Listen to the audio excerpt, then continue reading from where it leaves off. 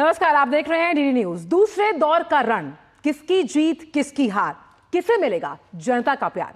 लोकतंत्र के इस महापर्व में मेरा वोट मेरा अधिकार होना चाहिए हर मतदाता का नारा। मैं हूं आंचल गुलाटी गुंबर, मेरे साथ है मेरे सहयोगी मुकुल, और अगले 2 घंटे में हम रहेंगे आपके साथ जनादेश 2024 में, जहां आज 13 राज्यों की 88 जो लोकसभा सीटें हैं उन पर मत अधिकार का इस्तेमाल करने वाले हैं तमाम मतदाता, और कई ऐसे दिग्गज उम्मीदवार हैं जिनकी किस्मत का फैसला आज कैद हो जाएगा ईवीएम में। बिल्कुल, उनकी किस्मत का फैसला जो है ईवीएम में कैद हो जाएगा। और कई ऐसी, खासतौर से जो वीआईपी कैंडिडेट हम कहें, या कई ऐसी सीटें हैं जिन पर जो मुकाबला है वो बेहद ही दिलचस्प हमें देखने को मिलेगा। सारी जो चर्चा है वो लगातार हम करते रहेंगे जनादेश में, लेकिन आइए सबसे पहले हम नजर डाल लेते हैं हेडलाइंस पर।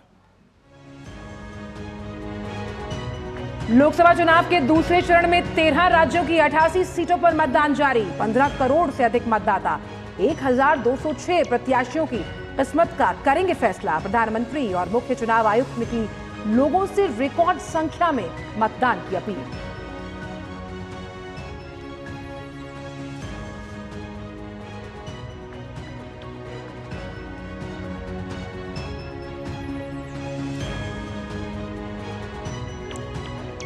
गजेंद्र सिंह शेखावत, वी मुरलीधरन, राजीव चंद्रशेखर, कैलाश चौधरी समेत कई केंद्रीय मंत्रियों की प्रतिष्ठा दांव पर। लोकसभा अध्यक्ष ओम बिरला, 2 पूर्व सीएम सहित 3 फिल्मी सितारे हेमा मालिनी, अरुण गोविल, सुरेश गोपी की किस्मत भी ईवीएम में होगी बंद।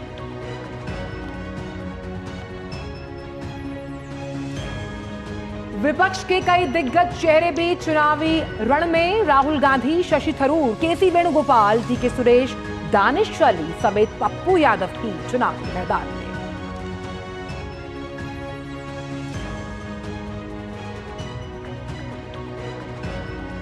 सात मई को होने वाले तीसरे चरण के चुनाव के लिए प्रधानमंत्री नरेंद्र मोदी की बंगाल, बिहार और यूपी में आज भरेंगे हुंकार।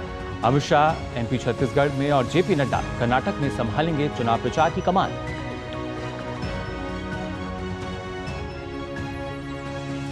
पांचवें चरण के लिए आज से भरे जाएंगे नामांकन। कांग्रेस ने हरियाणा के लिए जारी की 8 प्रत्याशियों की सूची। सिरसा से कुमारी शैलजा, रोहतक से दीपेंद्र हुड्डा को मिला टिकट।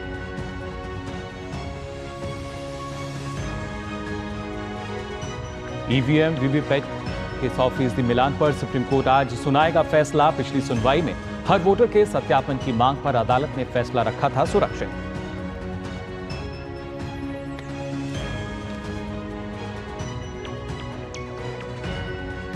आज होने वाला दिल्ली मेयर और डिप्टी मेयर का चुनाव टला। पीठासीन अधिकारी की नियुक्ति वाली फाइल पर मुख्यमंत्री के हस्ताक्षर न होने की वजह से फंसा पेच।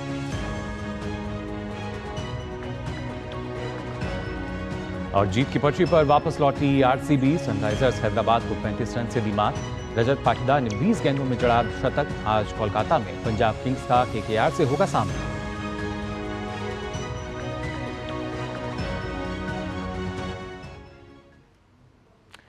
तो लोकसभा चुनाव के दूसरे चरण के लिए मतदान जो है वो जारी है, और लोकतंत्र के महापर्व के दूसरे दौर में मतदाता बढ़ चढ़कर हिस्सा ले रहे हैं। यूपी की 8 लोकसभा सीटों के लिए आज मतदान होना है। बिल्कुल, ना सिर्फ उत्तर प्रदेश की हम बात करें, बल्कि अगर बात की जाए अलग अलग जो सीटें हैं, 88 लोकसभा सीटें हैं, और मतदान जैसा आंचल आप बता रही थी सुबह 7 बजे से ही शुरू हो गया, और सुबह से ही हम देख पा रहे हैं कि जो अलग अलग बूथ हैं उन पर लोगों की कतारें नजर आ रही हैं। लोकतंत्र के पर्व में लोग बढ़ चढ़ कर हिस्सा ले रहे हैं, और खासतौर से जब हम बात करते हैं कि मतदान शुरू होने से पहले से ही भारी संख्या में जो लोग हैं वो अपना बहुमूल्य वोट देने के लिए कतार में खड़े नजर आए। और वहीं अगर हम बात करें खासतौर से जम्मू की, तो यहाँ मतदाता अपने मत का प्रयोग कर रहे हैं। आप देख सकते हैं इन तस्वीरों में किस तरीके से जो मतदान है वो लगातार चल रहा है। 88 सीटों पर 13 राज्य हैं जिनकी 88 सीटों पर जो मतदान है वो फिलहाल चल रहा है।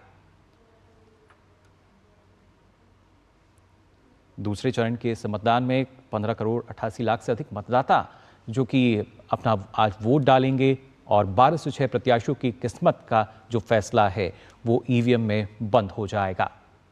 बिल्कुल, और हम जानते हैं कि लोकसभा चुनाव 2024 जोरों से देश में चल रहा है। हमने देखा कि पहले चरण का मतदान 19 अप्रैल को हुआ। आज दूसरे चरण के रण के लिए तमाम जो उम्मीदवार हैं वो अपने दमखम को दिखाते हुए किस तरह से जनता की उम्मीदों पर खरे उतरेंगे, ये ईवीएम में आज कैद हो जाएगा। तो छत्तीसगढ़ में भी मतदाता कतार में लगे हुए दिखाई दे रहे हैं लोग, और केरल की 20 सीटों पर भी वोटिंग जारी है। बिल्कुल, तो अलग अलग जो लोकसभा सीट हैं उनकी अलग अलग तस्वीरें आपको हम दिखाएंगे। उत्तर प्रदेश की बात करें, छत्तीसगढ़ की बात की जाए, केरल की बात की जाए या फिर जम्मू की बात हो, हर जगह सुबह से लगभग एक सी तस्वीरें जो हैं वो देखने को मिल रही हैं।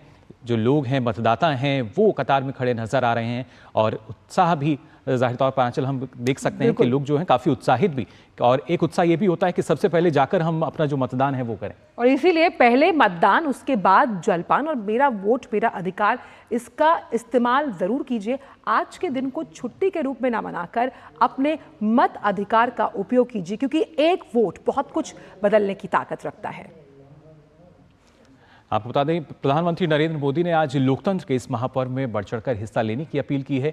सोशल मीडिया एक्स पर उन्होंने लिखा कि लोकसभा चुनाव में आज दूसरे चरण की सभी सीटों के मतदाताओं से मेरा विनम्र अनुरोध है कि वे रिकॉर्ड संख्या में मतदान करें।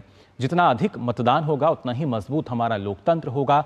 अपने युवा वोटर्स के साथ ही देश की नारी शक्ति से मेरा ये विशेष आग्रह है कि वोट डालने के लिए वे बढ़ चढ़कर आगे आएं। आपका वोट आपकी आवाज है।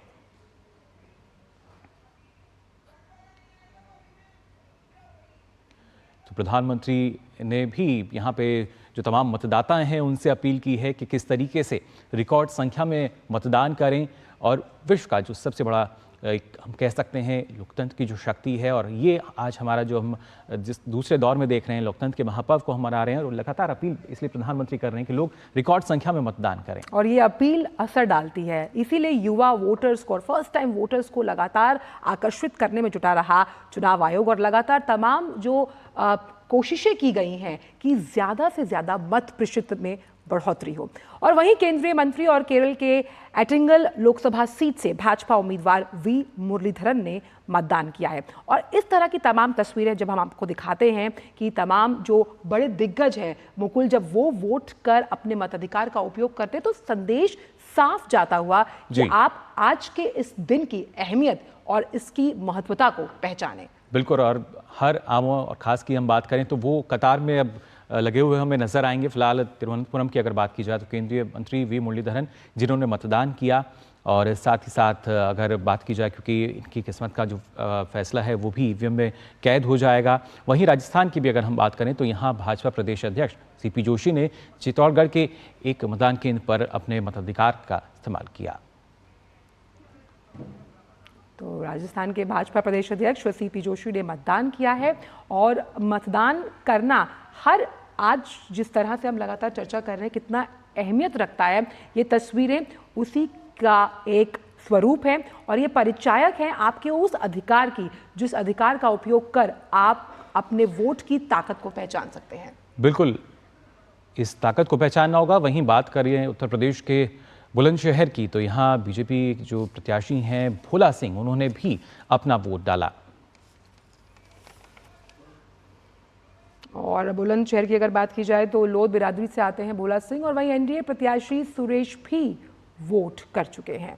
तो 13 राज्यों की 88 सीटों पर वोटिंग जारी है, और मुकाबला कड़ा होने वाला है हर सीट के लिए। तो तिरुवनंतपुरम से बीजेपी प्रत्याशी राजीव चंद्रशेखर ने सुबह चर्च में प्रार्थना की है, और कोई भी शुभ काम करने से पहले हमेशा अपने इष्ट को याद किया जाता है। उस हिसाब से आज राजीव चंद्रशेखर ने चर्च में प्रार्थना की है।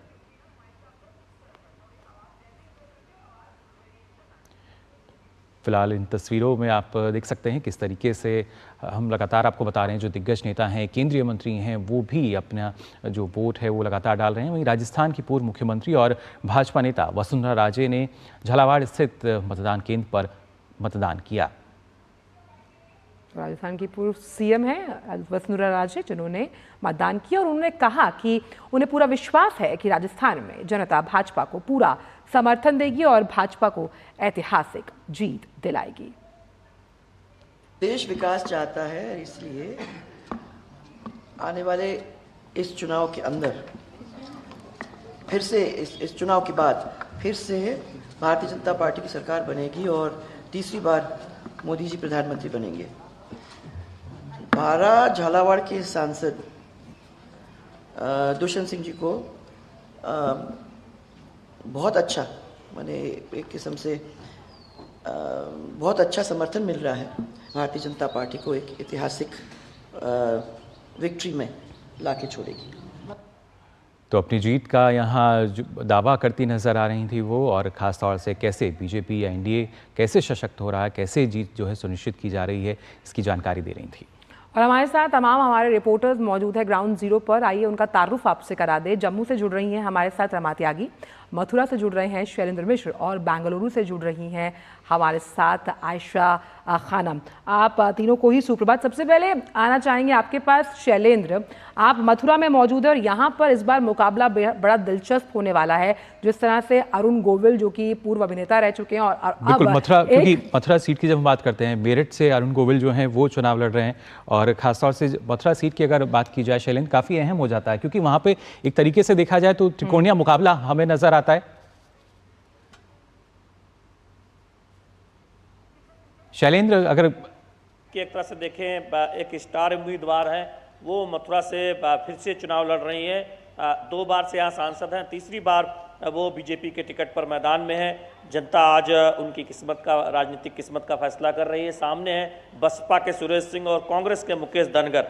तो त्रिकोणीय मुकाबले की स्थिति हो सकती है, ऐसा दावा किया जा रहा है। लेकिन बीजेपी की बहुत मजबूत गढ़ वाली सीट रही है। आप देखें 2000 आप अगर 14 की बात करें या 19 की बात करें, और आज जिन 8 लोकसभा सीटों पर उत्तर प्रदेश में मतदान हो रहा है, मेरठ जिसका जिक्र अभी आप कर रहे थे, जहां से अरुण गोविल जो सीरियल के राम है, वो इस बार बीजेपी से टिकट पर मैदान में है, उनको बीजेपी ने उम्मीदवार बनाया है। वहां पर सामने गठबंधन का प्रत्याशी है। अगर आप मेरठ से चलें गाजियाबाद, वहां पर अतुल गर्ग है बीजेपी से, सामने डॉली शर्मा है कांग्रेस पार्टी से, बसपा उम्मीदवार त्रिकोणीय मुकाबला की कोशिश में है। गौतम बुद्ध नगर महेश शर्मा है, मौजूदा सांसद हैं, इस बार फिर बीजेपी से उम्मीदवार है। वहां पर बसपा और जो कांग्रेस सपा गठबंधन के प्रत्याशी हैं वो मैदान में है। इन अमरोहा, जहां पर दानिश अली जीते थे बसपा से पिछली बार, लेकिन बसपा से वो निकाल दिए गए, उन्हें इस बार कांग्रेस गठबंधन ने उम्मीदवार बनाया है। तो वो एकमात्र सीटें है इस 8 में से जो एक तरह से देखें बीजेपी के पास नहीं थी अमरोहा, बल्कि बाकी जो 7 सीटें हैं वो बीजेपी के पास थी। तो बीजेपी के लिए ये एक चुनौती है कि इन सीटों पर अपना दावा या अपनी जो मजबूती है वो बनाकर रखे और ये जीतकर पार्टी के खाते में दे। तो निश्चित तौर पर आज हम देख रहे हैं कि जनता फैसला कर रही है, और मथुरा पे इसलिए नजर है क्योंकि मथुरा बहुत महत्वपूर्ण आध्यात्मिक केंद्र भी है, धार्मिक केंद्र भी है, और हम जानते हैं कि बीजेपी के मजबूत गढ़ के तौर पर हम पिछले अगर आप देखें 2 चुनावों से मथुरा उभरा है। और नाम इसलिए भी ज्यादा चर्चा में रहता है मथुरा सीट का, सीट तो बहुत महत्वपूर्ण है ही, लेकिन चर्चित चेहरा बीजेपी की सांसद हेमा मालिनी यहाँ से चुनाव लड़ रही हैं, तो इसलिए मथुरा में काफी खासा उत्साह भी देखते हैं। और इसीलिए शैलेंद्र, अगर चुनाव प्रचार के लिहाज से देखें या यहाँ पर मीडिया रिपोर्टिंग के लिहाज से देखें, हमारे पीछे आप देखें इस तरह से लोग आ रहे हैं। हालांकि अभी सुबह काफी भीड़ थी, अपने कैमरामैन से कहेंगे कि दिखाएं थोड़ा सा यहाँ, जिस तरह से ये सखी बूथ है, कितनी इंतजाम किया गया, लोग यहाँ पर आ रहे हैं। ये बड़ा जो एक BSc डिग्री कॉलेज है यहाँ का, वो मतदान केंद्र, कई मतदान बूथ बनाया गया। यहाँ पर देखिए लोग जो बैठी हुई हैं महिलाएं, ये मतदान करके अपने बाकी परिवार के लोगों का इंतजार कर रही हैं। ये महिला आ रही है मतदान के लिए, साथ में देखिए कि कुछ ये युवा आ रहे हैं मतदान के लिए। तो इस तरह से हम देख रहे हैं कि लोग आ रहे हैं, अपनी बारी का इंतजार भी कर रहे हैं कि उन्हें यहाँ पर मौका मिले। अपने कैमरामैन से कहेंगे कि वो दाहिने तरफ दिखाएं कि कैसे लोग मिलान कर रहे हैं कि किस उन्हें बूथ पर जाना है, और एक आप देखें सुचारू तरीके से यहाँ पर मतदान हो रहा है। इस तरह से आप ये जो लंबी एक तरह से गैलरी है उसमें हम अलग अलग जगह पर देख रहे हैं कि 5 से ज़्यादा मतदान यहाँ पर बूथ हैं जहाँ पर सुचारू तरीके से मतदान हो रहा है। तो इसलिए उतनी लंबी कतारें नहीं। आप देखिए हमारे कैमरामैन दिखाएंगे कि वो वहाँ पर कतार में अपनी बारी से लोग इंतजार कर रहे हैं। बिल्कुल शैलेंद्र, लगातार यही तस्वीरें जो हैं लगभग हर जगह से हमें नजर आ रही हैं। अब रुख करेंगे रमा का, जो कि जम्मू से इस वक्त हमारे साथ जुड़ी हुई हैं। रमा, किस तरह की तस्वीरें फिलहाल आज जम्मू में देखने को मिल रही हैं? क्योंकि पहले चरण में तो हमने देखा था, भले ही मौसम ने थोड़ा दखल दिया, लेकिन उसके बावजूद जो वोटर्स हैं वो अपने घर से निकलते हुए जाहिर तौर पर हमने देखे थे। आज किस तरह की तस्वीरें?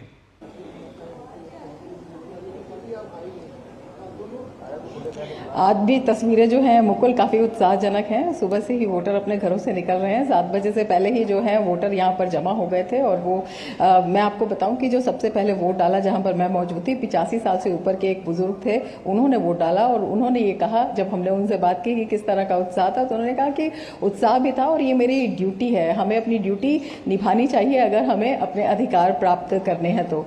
इसके साथ ही जो फर्स्ट टाइम वोटर्स थे वो भी काफ़ी संख्या में यहाँ पर दिखाई दे रहे हैं। अपने आप में बेहद महत्वपूर्ण हो जाता है क्योंकि हर एक वोट की एक ताकत होती है और सबसे बड़ी बात जो अवेयरनेस है युवाओं में यहाँ पर, उन्होंने ये कहा कि ये जो ताकत हमारे हाथ में आई है, इससे हमें अपने देश का भविष्य निर्माण करना है। हमारे अपने मुद्दे हैं लेकिन जो देश है वो सर्वोपरि है। देश हित के लिए, राष्ट्र निर्माण के लिए हम वोट डालने आए हैं, ये अपने आप में बेहद महत्वपूर्ण रहा। बाकी तो जो महिलाएं हैं, युवा हैं, सीनियर सिटीजन हैं, सब आ रही है। मैं आपको बताऊं कि 85 साल से ऊपर के जो बुजुर्ग हैं उनके लिए होम वोटिंग का प्रावधान था, वो भी यहाँ पर हुई। लेकिन मैं यहाँ पर बूथ पर देख रही हूँ कि बहुत सारे ऐसे बुजुर्ग हैं जो कि आ रहे हैं, 85 साल से ऊपर के भी हैं या उसी एज ग्रुप के हैं। वो उनका कहना ये है कि ये एक त्योहार है लोकतंत्र का और इस त्योहार में अगर हम शिरकत नहीं करेंगे तो कौन करेगा। घर से कर देते हैं, ठीक है, अगर हम आ सकते हैं तो क्यों ना आए। तो एक बहुत बड़ी मिसाल भी ये कायम कर रहे हैं। जो लोग नहीं आते हैं या जिनका मत प्रतिशत कम होता है, आलस कर जाते हैं या थोड़ा सा उसको, तो रमा हम ये मान सकते हैं कि तमाम जो बुजुर्ग जन है वो जरूरी है और आना चाहिए, अपने आप में बेहद महत्वपूर्ण है। बिल्कुल, और तमाम जो बुजुर्ग जन है वो कहीं ना कहीं एक सकारात्मक संदेश देते हुए युवाओं को कि भाई घर से उठिए और आकर वोट कीजिए। हमारे साथ आयशा खानम भी जुड़ी हुई है बेंगलुरु से। आयशा, हम ये जानना चाहेंगे कि जिस तरह से, अगर चलिए उससे पहले देखते हैं कि वित्त मंत्री निर्मला सीतारमण चुनाव को लेकर क्या कह रही हैं।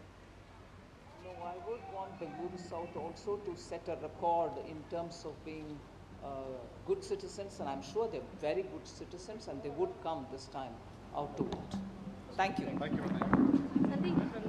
तो आप सुन रहे थे वित्त मंत्री निर्मला सीतारमण को, जो साफ तौर पर कह रही थी कि लोकतंत्र के इस महापर्व में उन्हें उम्मीद है कि एक अच्छे नागरिक होने का दायित्व हर भारतीय निभाएगा और वो बढ़ चढ़ कर वोटिंग की इस प्रक्रिया में, जो कि उसका संवैधानिक जो अधिकार है, उसमें हिस्सा लेगा। वापस चलते हैं, हमारे साथ जुड़ी हुई हैं आयशा खानम भी। आयशा, बिल्कुल, वी मुरलीधरन क्या कुछ कह रहे हैं, आइए सुनते हैं।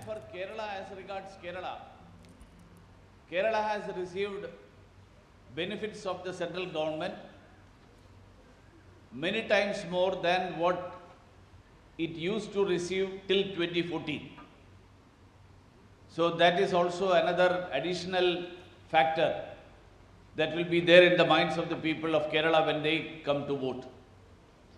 This will be an opportunity for the people of Kerala to cast their vote against the misrule of the Kerala government, which is been there for the last 8 years. So I am sure they will utilize this opportunity for that. And they know that when they express their opinion, express their anger against the misrule of the state government, it should not be by voting for their ally, the Congress. तो कितना ज़रूरी है मतदान, ये उसके बारे में भी बता रहे थे और लगातार हमारे जो संवाददाता हैं वो भी हमारे साथ जुड़े हुए हैं और ख़ासतौर से डीडी न्यूज़ आपसे भी अपील कर रहा है कि आप सबसे पहले अपना जो मतदान है वो करें, उसके बाद आप जलपान करें। अब रुक कर लेंगे आयशा का, लगातार हमारे साथ जो जुड़ी हुई हैं। आयशा, खासतौर से अगर बात की जाए जो यहाँ की सीटों को जब हम देखते हैं, क्योंकि कर्नाटक की जब 14 सीटों की बात हम कर रहे हैं, कौन सी ऐसी खास सीटें हैं या हॉट सीट जो हैं वो नज़र आ रही हैं और फिलहाल आप जहाँ पर मौजूद हैं वहाँ किस तरह की तस्वीरें हैं मतदान की?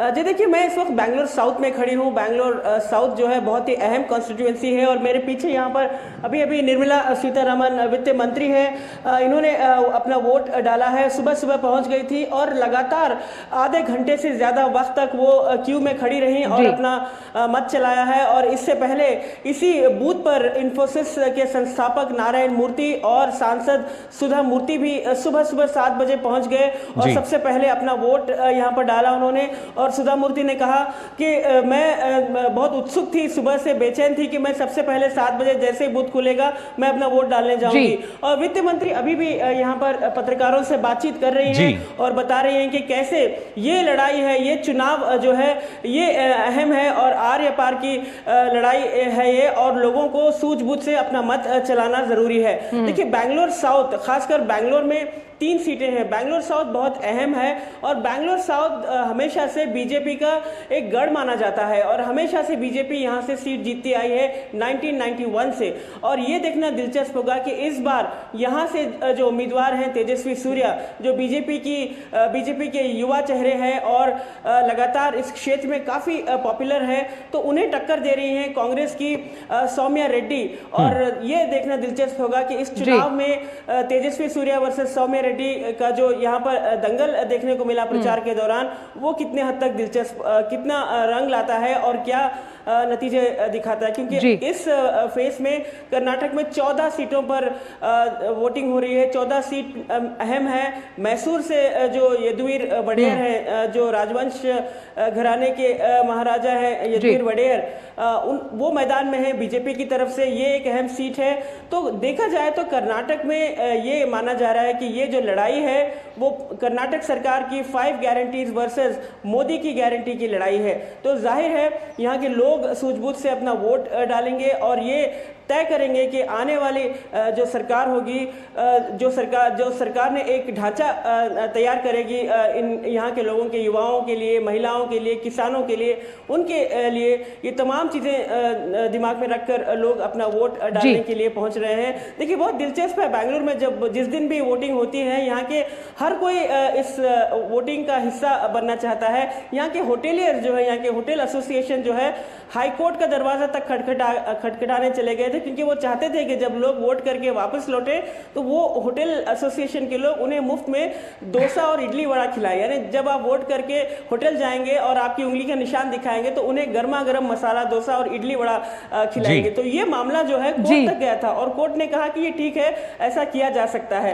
तो इस तरह का उत्साह है लोगों में वोटिंग को लेकर और लगातार सुबह से 7 बजे से लेकर अब तक की अगर हम वोटिंग देखें तो कई जगहों पर भारी कतार है। और बैंगलोर इस वर्ष बैंगलोर में जो गर्मी का माहौल है, जो गर्मी यहाँ पर है, इस गर्मी को बीट करने के लिए लोग चाहते हैं कि सुबह सुबह जल्दी मतदान केंद्र पर पहुंचे और अपने वोट डालकर लौट जाएं। तो बिल्कुल लगातार हम भी यही अपील कर रहे हैं लोगों से। और ठीक इसी तरह से बैंगलोर की 14 सीटों पर बिल्कुल, और उम्मीद करते हैं कि जब वो मतदान करेंगे फिर जलपान कर सकते हैं नारियल पानी के साथ। और मुझे वो दिन भी याद आ रहा है आयशा की, आप जब 2019 के चुनाव हुए थे तो कुछ ऐसी कॉन्स्टिट्यूएंसीज थी, जब हम बात करते हैं मिशन साउथ की, तो उन्हें वहां पर ग्रीन प्लांट्स यानी कि पौधे दिए गए थे कि आप आइए और वोट कीजिए और इस पौधे को घर लेकर जाइए।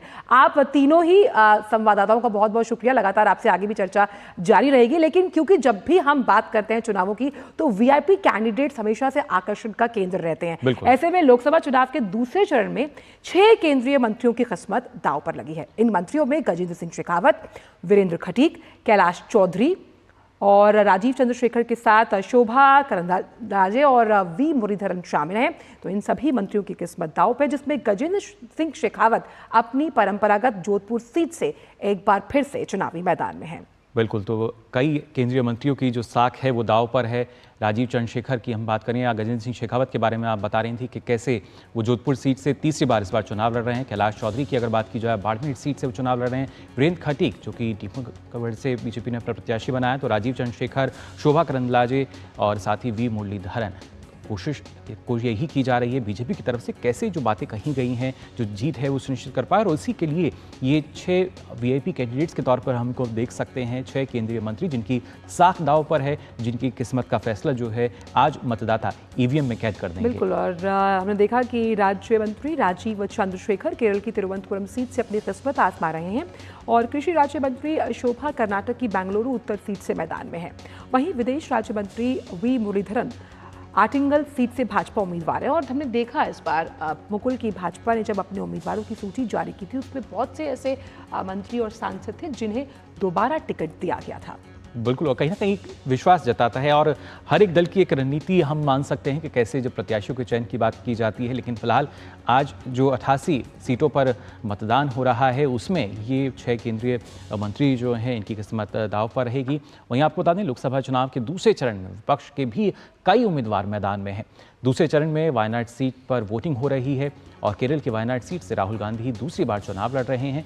वहीं दूसरे चरण में केरल की तिरुवनंतपुरम सीट पर भी निगाहें हैं। यहाँ से कांग्रेस के दिग्गज नेता शशि थरूर भी मैदान में हैं।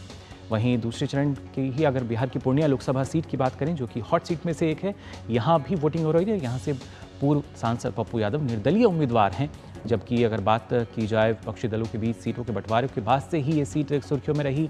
तो और साथ साथ उनका वो बयान मुझे आज भी याद है कि मैं सब कुछ छोड़ दूंगा लेकिन पूर्णिया नहीं छोड़ूंगा, और इस वजह से ये सीट बहुत सुर्खियों में आ गई। बिल्कुल, और साथ ही जालौर से वैभव गहलोत भी, जो कि ऐसे हम मान सकते हैं दूसरे चरण में जिनकी निगाहें अशोक गहलोत के बेटे हैं और इनके लिए भी ये प्रतिष्ठा का सवाल रहेगा। दूसरे चरण के जो विपक्ष है जो अपनी ताल ठोकते हुए नजर आ रहे हैं दूसरे चरण में।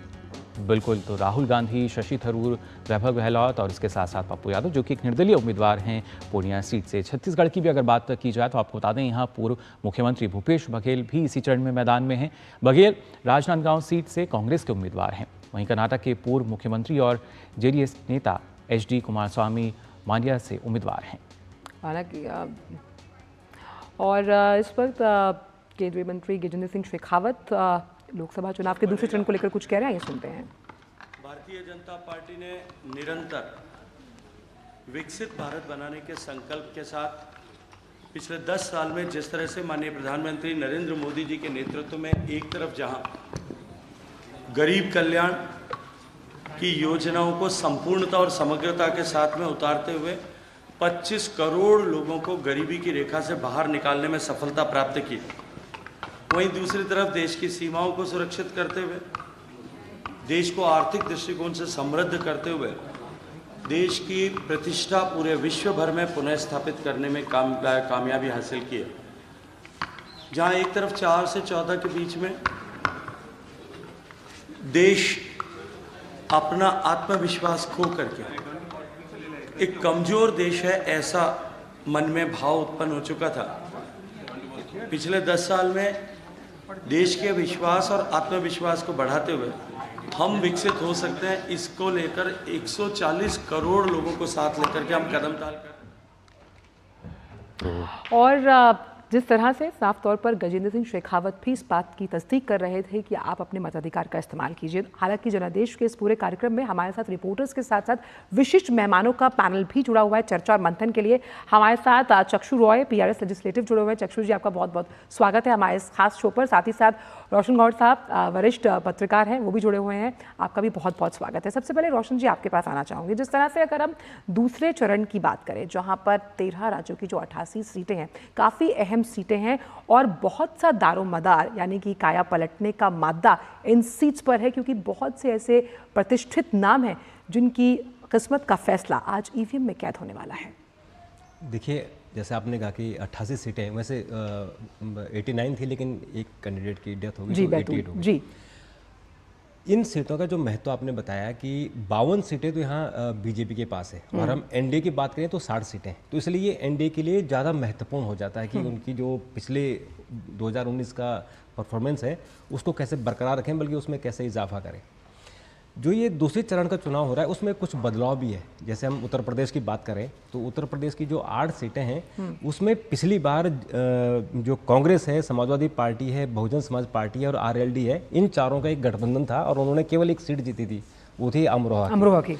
और इस बार वो अलग अलग है, यानी RLD बीजेपी के साथ आ गई है, BSP अलग चली गई है जी। तो वहाँ जो वहाँ समीकरण होंगे, जो जातीय समीकरण है, वो अब उसमें देखना होगा कि जो पिछली बार का था 4 दल एक साथ है और उसमें विघटन हो गया है, तो इसका बेनिफिट कहाँ मिलने वाला है। और बसपा ने 8 सीटों पर कहीं ना कहीं अपने उम्मीदवार उतारे, जिसमें अगर ब्राह्मण उम्मीदवार है तो उसके खिलाफ क्षत्रिय उम्मीदवार उतारकर बहुत समीकरण जो है वो रोचक बना दिया है। मैं वही आपसे कहना चाह रहा था कि जो कि पिछली बार वो सारे वोट एक तरफ से और अभी उसमें बंटवारा हो गया है, यानी समीकरण जो है कुछ बदलता हुआ नजर बिल्कुल आएगा, साफ साफ बदलता नजर जी आएगा। बिल्कुल। लेकिन यहाँ चक्षु जी, अगर हम खासतौर से दक्षिण भारत की बात करें, क्योंकि बीजेपी की तरफ से भी एक फोकस जो है वो हमने देखा है, कर्नाटक की 14 सीटें, उसके साथ साथ केरल की जो 20 सीटें हैं, वहाँ पे किस तरीके से आपको लग रहा है कि जो समीकरण है वो बनता बिगड़ता नजर आएगा, और कौन से दल के पाले में जो गेंद है वो जा सकती है? बिल्कुल, जब भी हम लोग चुनावों की बात करते हैं तो चुनावों में जो प्रत्याशी हैं उन पर काफ़ी फोकस रहता है और जो मतदाता है उन पर भी काफ़ी फोकस रहता है। बट मैं अपना कुछ भी कहने से पहले मैं उन लोगों का भी धन्यवाद करना चाहूँगा जो कि हमारे पोलिंग ऑफिशियल्स हैं। दूसरे चरण में 16 लाख पोलिंग ऑफिशियल्स कोशिश करेंगे कि लगभग 16 करोड़ मतदाता आके अपना वोट डाल पाएँ। और मतदान तो 7 बजे से शुरू होता है, बट पोलिंग ऑफिशियल्स का जो काम है वो 6 बजे से पहले ही स्टार्ट हो जाता है। ईवीएम के अंदर पहले मॉक पोलिंग होती है, 50 वोट डाले जाते हैं, पॉलिटिकल पार्टीज़ के रिप्रेजेंटेटिव्स को वो दिखाया जाता है, उसके बाद फिर मतदान शुरू होता है।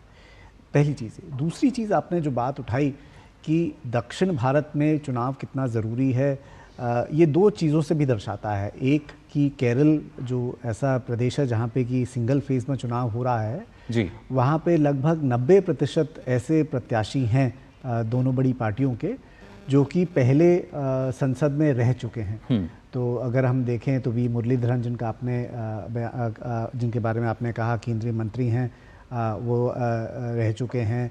त्रिवेंद्रम वाली जो सीट है वहाँ से जो दोनों प्रमुख उम्मीदवार है, दोनों ही संसद सदस्य हैं, एक लोकसभा से एक राज्यसभा से।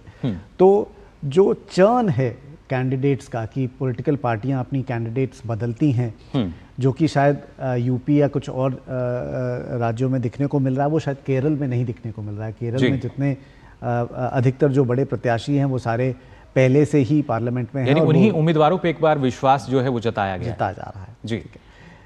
दूसरी चीज़, एक मैं जब आप लोग अपना शो कर रहे थे तो मैंने एक चीज़ देखी कि जो एग्रीकल्चर मिनिस्ट्री है उसके दोनों मिनिस्टर ऑफ स्टेट बिल्कुल चुनावी चुनाव के मैदान में हैं, और एक राजस्थान से और शोभा करांजे जी बैंगलोर से।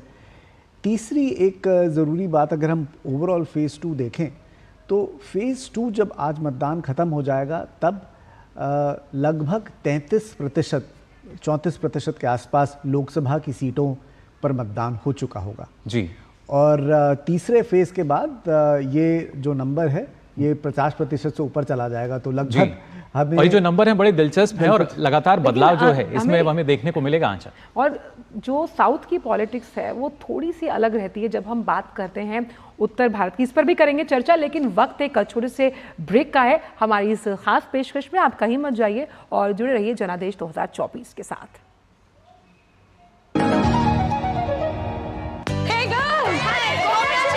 आज तो पार्टी चाहिए, चैंपियन के साथ सेल्फी लेंगे।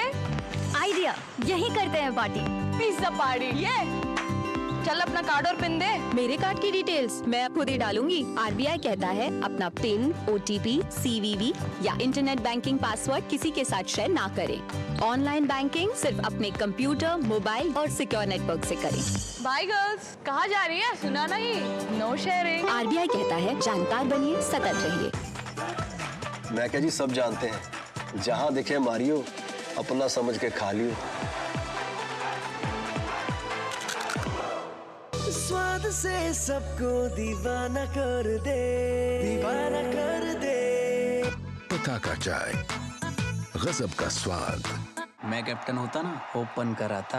अब हर कोई ओपन करेगा तो मैच कौन क्लोज करेगा? तो भाई साहब, अब कोई किसी की लाइफ में आग नहीं लगा पाएगा। समर कूल, जो हर दिल करे कबूल। Delivery boy has picked your order. अरे भाई, पता है भूख लगी है। 30 मिनट का मैसेज नोटिफिकेशन आया था ना। मैसेज के सारे थोड़ी बैठ सकते हैं। कल आपने कुछ शेयर्स बेचे थे ना? हाँ, तो चेक किया? मैसेज आया तो था। सिर्फ मैसेज काफी नहीं है। आप शेयर मार्केट में कोई भी ट्रांजैक्शन करते हैं ना, तो स्टॉक एक्सचेंज से आए SMS या ईमेल को अपने डीमैट अकाउंट और बैंक स्टेटमेंट के साथ भी टैली कीजिए। बेटा, भूख में ना दिमाग बंद हो जाता है। समझ कर इन्वेस्ट कर।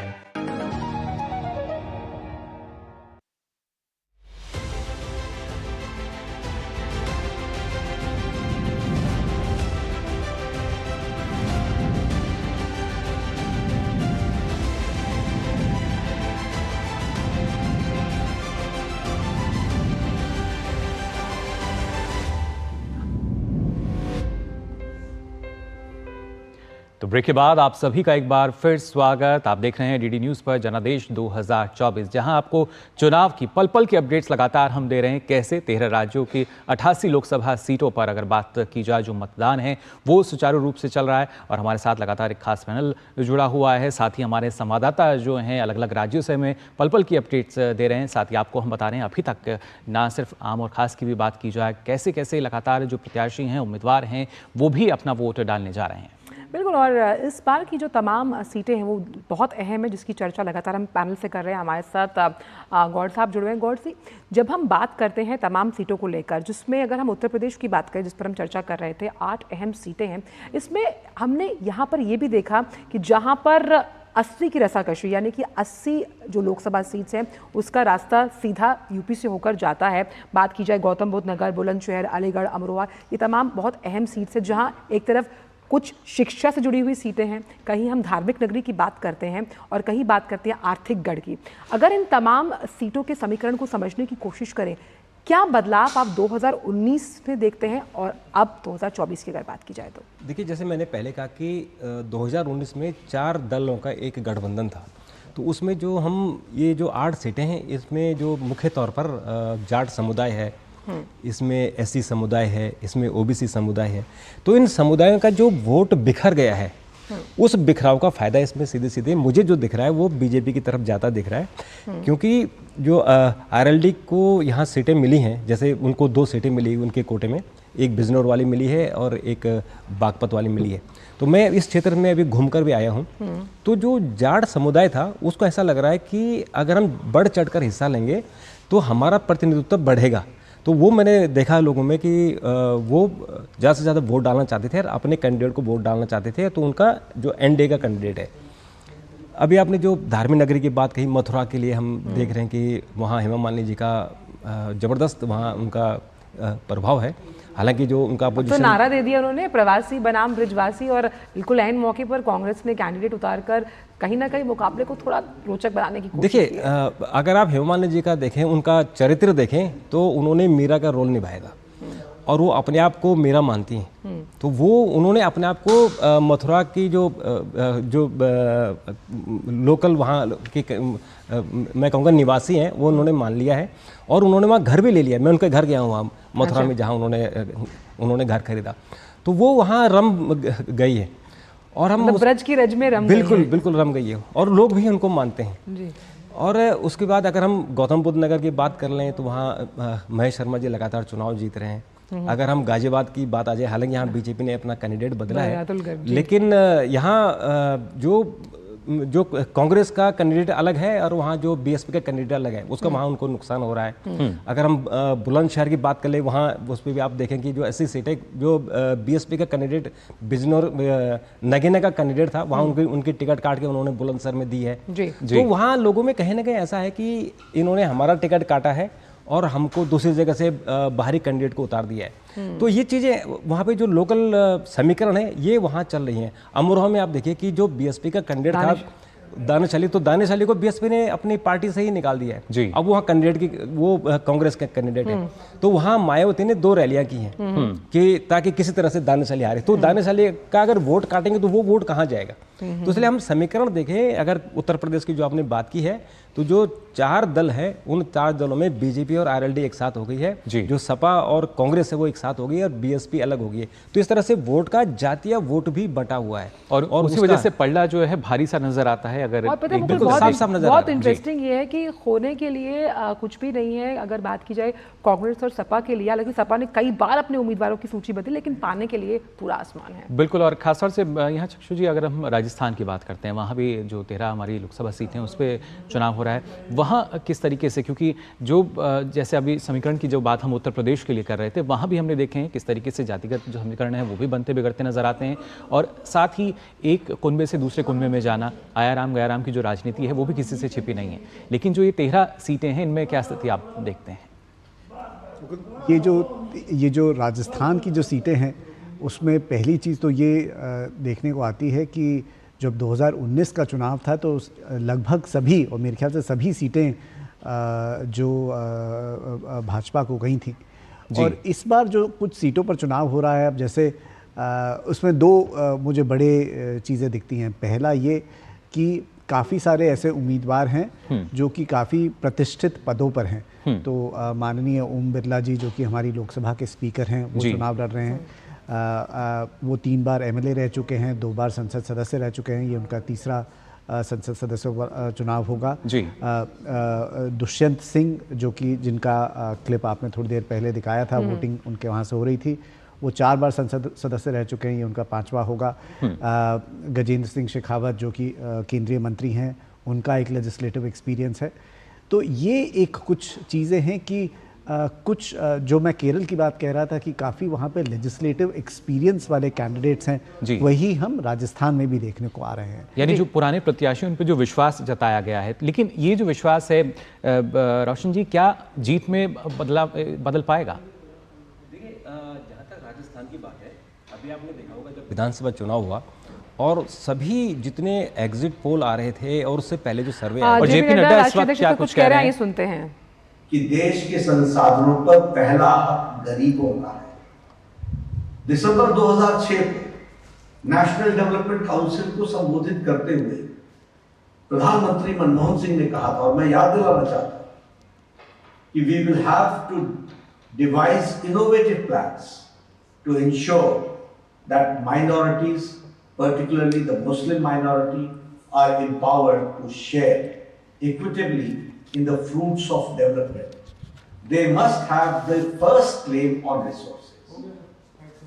मनमोहन सिंह जी ने यह बयान गलती से नहीं दिया था, बल्कि जानबूझकर दिया था, क्योंकि अप्रैल 2009 फिर से मनमोहन सिंह ने मुंबई में प्रेस कॉन्फ्रेंस के दौरान एक प्रश्न के जवाब देते हुए फिर अपने बयान को सही ठहराया और कहा कि माइनॉरिटीज का, खासकर मुस्लिमों को प्रायोरिटी मिलनी चाहिए और उनको संसाधनों, देश के संसाधनों पर पहला हक होना चाहिए। सच्चर कमेटी की रिपोर्ट के माध्यम से गलत बयानी की गई और मुसलमानों की हालत दलितों से भी खराब है, ये कहा गया। मतलब यह है कि कांग्रेस पहले से ही आधार बना रही थी कि येन केन प्रकारेण मुस्लिम को SC अनुसूचित जाति घोषित कर मुसलमानों को SC आरक्षण की वैधता दिला दी जाए।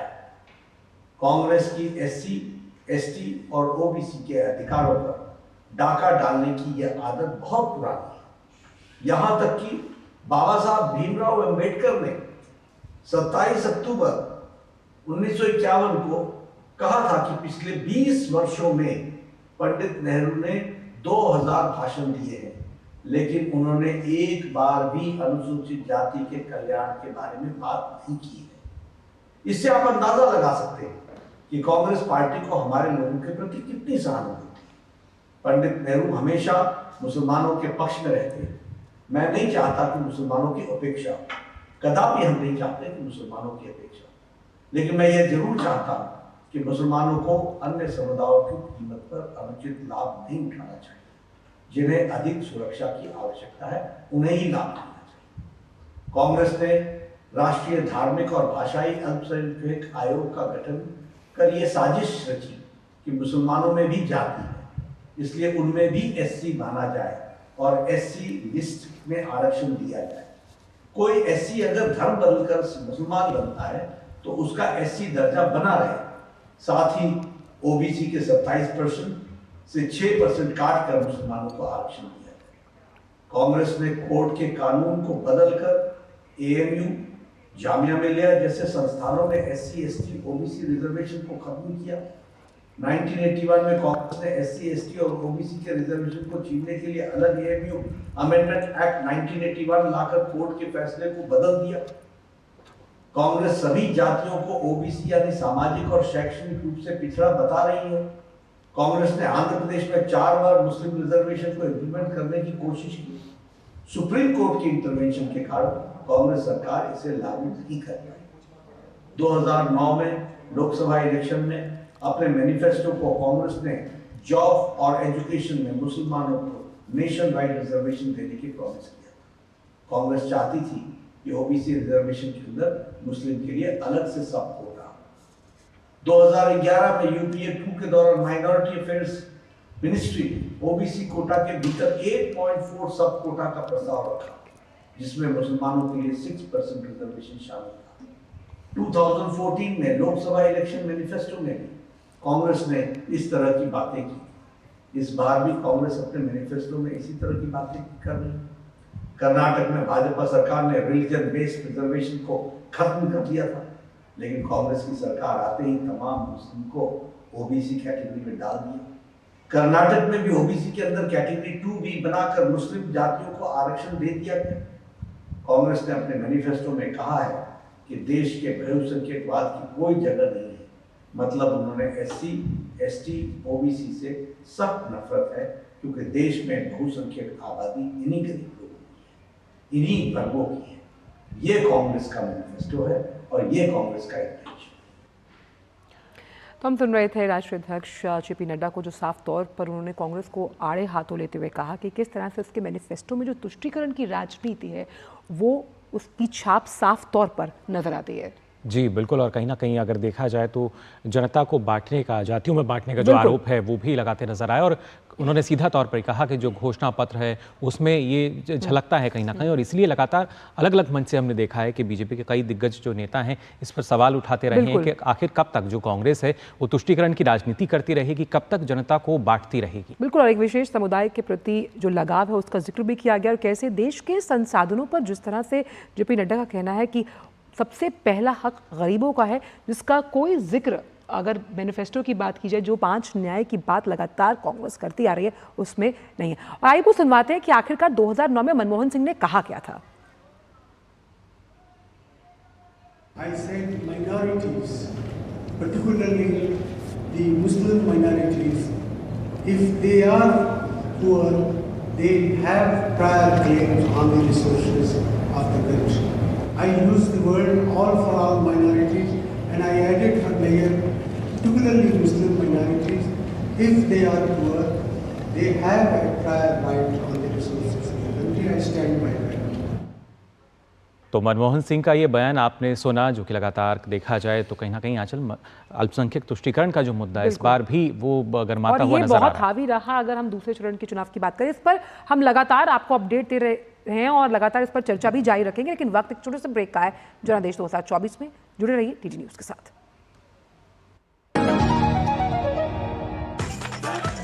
मैं क्या जी, सब जानते हैं, जहां दिखे मारियो, अपना समझ के खा लियो। स्वाद से सबको दीवाना कर दे, दीवाना कर दे। पता का चाय, गजब का स्वाद। शुक्ला बता रहा था आपके बाबूजी ने जायदाद का कुछ हिस्सा नौकर के नाम कर दिया। अब नौकर हर काम अपना घर समझ के करेगा। समरकूल, जो हर दिल करे कबूल। Delivery boy has picked your order. अरे भाई, पता है भूख लगी है। 30 मिनट का मैसेज नोटिफिकेशन आया था ना। मैसेज के सारे थोड़ी बैठ सकते हैं। कल आपने कुछ शेयर्स बेचे थे ना? हाँ, तो चेक किया? मैसेज आया तो था। सिर्फ मैसेज काफी नहीं है। आप शेयर मार्केट में कोई भी ट्रांजैक्शन करते हैं ना, तो स्टॉक एक्सचेंज से आए SMS या ईमेल को अपने डीमैट अकाउंट और बैंक स्टेटमेंट के साथ भी टैली कीजिए। बेटा, भूख में ना दिमाग बंद हो जाता है। सोच कर, समझ कर, इन्वेस्ट कर। बहाना नंबर 11, नींद पूरी करने का डे। बहाना नंबर 28, ट्रिप पर जाने का day. 39, binge watch all seasons. 65, घर की सफाई का डे। एक वोट ना डालने से क्या होगा? और सबसे बड़ा बहाना, isn't it a holiday today? Holiday?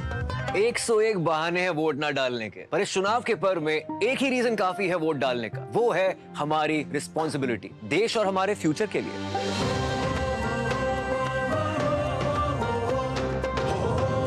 तो चलो सब मिलकर मनाते हैं इस चुनाव के पर्व को गर्व के साथ। ब्रेक के बाद स्पीकर स्वागत है जनादेश 2024 में, जहां पर हम दिखा रहे हैं लोकसभा 2024 के चुनावों के दूसरे चरण के मतदान से लेकर तमाम जुड़ी हुई तमाम बड़ी अपडेट्स, और यहां पर किस तरह से 13 राज्यों की 88 सीटों के लिए वोट डाले जा रहे हैं, इस पर हम लगातार आपको जानकारी दे रहे हैं। जी बिल्कुल, लेकिन ब्रेक पे जाने से पहले जिस बारे में हम बात कर रहे थे कि कैसे जो अल्पसंख्यक तुष्टीकरण का मुद्दा है वो इस बार चुनावों में गर्माता नजर आ रहा है, और हमने आपको भी सुनवाया कि 2009 में मनमोहन सिंह ने किस तरह का बयान दिया था, और इसी को लेकर एक जो ट्वीट है वो भी सामने आया, बीजेपी की तरफ से जो ट्वीट है वो किया गया है। क्या है इस ट्वीट में, आइए आपको यहाँ दिखाते हैं, क्योंकि लगातार ये बात हो रही थी कि कैसे जो मुद्दा है ये गर्मा सकता है। जी, तो ये ट्वीट कहता है कि in the run up to the Lok Sabha elections doctor Manmohan Singh reiterated the statement that minorities, especially poor Muslims, should get priority when it comes to the nation's resources. यानी जब 2009 के इलेक्शंस, लोकसभा इलेक्शंस की बात की गई, तब डॉक्टर मनमोहन सिंह ने कहा अपनी स्टेटमेंट में कि जो माइनॉरिटीज़ हैं, खास तौर पर अगर बात की जाए मुस्लिम्स की, तो उन्हें जब संसाधनों की बात आती है तो सबसे पहला हक यानी कि सबसे पहली प्रायोरिटी अगर देखी जाए तो उन्हें दी जानी चाहिए। He categorically stated that he stood by his earlier assertion that Muslims should have first right when it comes to resources। यानी कि उन्होंने अपने जो स्टेटमेंट को रीट्रेट करते हुए ये कहा कि मैं अपनी इस बात की पुरजोर वकालत करता हूँ कि किस तरह से जब पहले हक की बात आती है तमाम संसाधनों से जुड़ी हुई, तो वो अल्पसंख्यक समुदाय को मिलने चाहिए। बिल्कुल, और देखा जाए तो कहीं ना कहीं जो नीति है कांग्रेस की वो एक तरीके से हम मान सकते हैं कि मुस्लिम आधारित नजर आती है, लेकिन और this unequivocal assertion by Dr. Manmohan Singh demolishes the Congress canards and clarifications on his previous statement। लेकिन जो तमाम clarifications कांग्रेस द्वारा दी गई उनके स्टेटमेंट को लेकर वो निराधार हैं, और कहीं ना कहीं जो प्रेफरेंशियल ट्रीटमेंट है, जो प्रेफरेंस है खासतौर पर एक समुदाय को लेकर, वो साफ जाहिर होता है। इसी पर बात करने के लिए हमारे साथ प्रफुल्ल केतकर साहब जुड़ गए हैं। प्रफुल्ल जी, बहुत बहुत स्वागत है हमारे इस खास शो में आपका। जिस तरह से कहीं ना कहीं कांग्रेस को आड़े हाथों लेते हुए राष्ट्रीय अध्यक्ष जेपी नड्डा ने साफ तौर पर कहा कि 2009 के अगर इस बयान को देखा जाए प्रफुल्ल साहब, तो साफ तौर पर अल्पसंख्यक समुदाय की जब हम बात करते हैं तो जो एक प्रेफरेंस है, वो प्रेफरेंस की सोच साफ तौर पर कांग्रेस में नजर आती है, और कहीं ना कहीं जिस न्याय की वो बात करते हैं वो कहीं भी नहीं है। जी अर्चन, ये मुझे लगता है कि अभी ये जो विवाद पहले तो प्रधानमंत्री जी ने उठाया था, अभी बीजेपी के अन्य नेता भी उसको उठाते रहे, और इसके बारे में कांग्रेस बहुत सारा जस्टिफिकेशन देती रही, लेकिन अब क्योंकि ये 2006 का जो एक केंद्रीय स्तर की समिति के सामने प्रधानमंत्री जी का स्टेटमेंट था, और अब ये स्टेटमेंट जो उसको फिर से रीइंफोर्स करता है, ये स्टेटमेंट सामने आने के बाद मुझे लगता है कि कांग्रेस को बहुत सारे जस्टिफिकेशंस देने पड़ेंगे, क्योंकि आप जब न्याय की बात करते हैं, न्याय पत्र की बात करते हैं, तो उसमें किसी भी समुदाय को विशेष को लेकर आप प्रेफरेंशियल ट्रीटमेंट नहीं दे सकते, और कांग्रेस हमेशा से ये अपीजमेंट पॉलिटिक्स के नाम पर पॉलिटिकली घिरती आई है। जी 2014 में भी प्रधानमंत्री मोदी ने जब वो प्रधानमंत्री पद के कैंडिडेट बने थे, उसके बाद बहुत सारे क्वेश्चंस कांग्रेस को खड़े किए थे। कांग्रेस ने इस पर सोचा भी था। कांग्रेस का सेक्युलरिज्म इसके कारण बार बार एक उस पर प्रश्न चिन्ह लगता है, और जब कांग्रेस न्याय की बात करती है, और जब कर्नाटक वाला मामला भी कल जैसे सामने आया कि जो ओबीसी रिजर्वेशन में पूरे के पूरे एक समुदाय को जोड़ने की बात आई रिलीजियस आधार पर, जब हमारा विभाजन देश का हुआ था तो रिलीजियस आधार पर कोई भी रिजर्वेशन नहीं होगा, ये संविधानकर्ताओं की स्पष्ट मांग थी और स्पष्ट राय थी।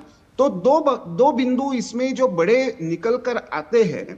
पहली बात तो आप क्या ये सारा आपका जो न्याय पत्र है उसके लिए क्या संविधान में बड़ा बदलाव करना चाहते हो, जो आरोप कांग्रेस भाजपा पर लगाती है। दूसरा, क्या आप जो पिछड़ा वर्ग है उसके रिजर्वेशन से निकालकर भी आप क्या विशेष धार्मिक समुदाय को आप अधिकार देना चाहते हो।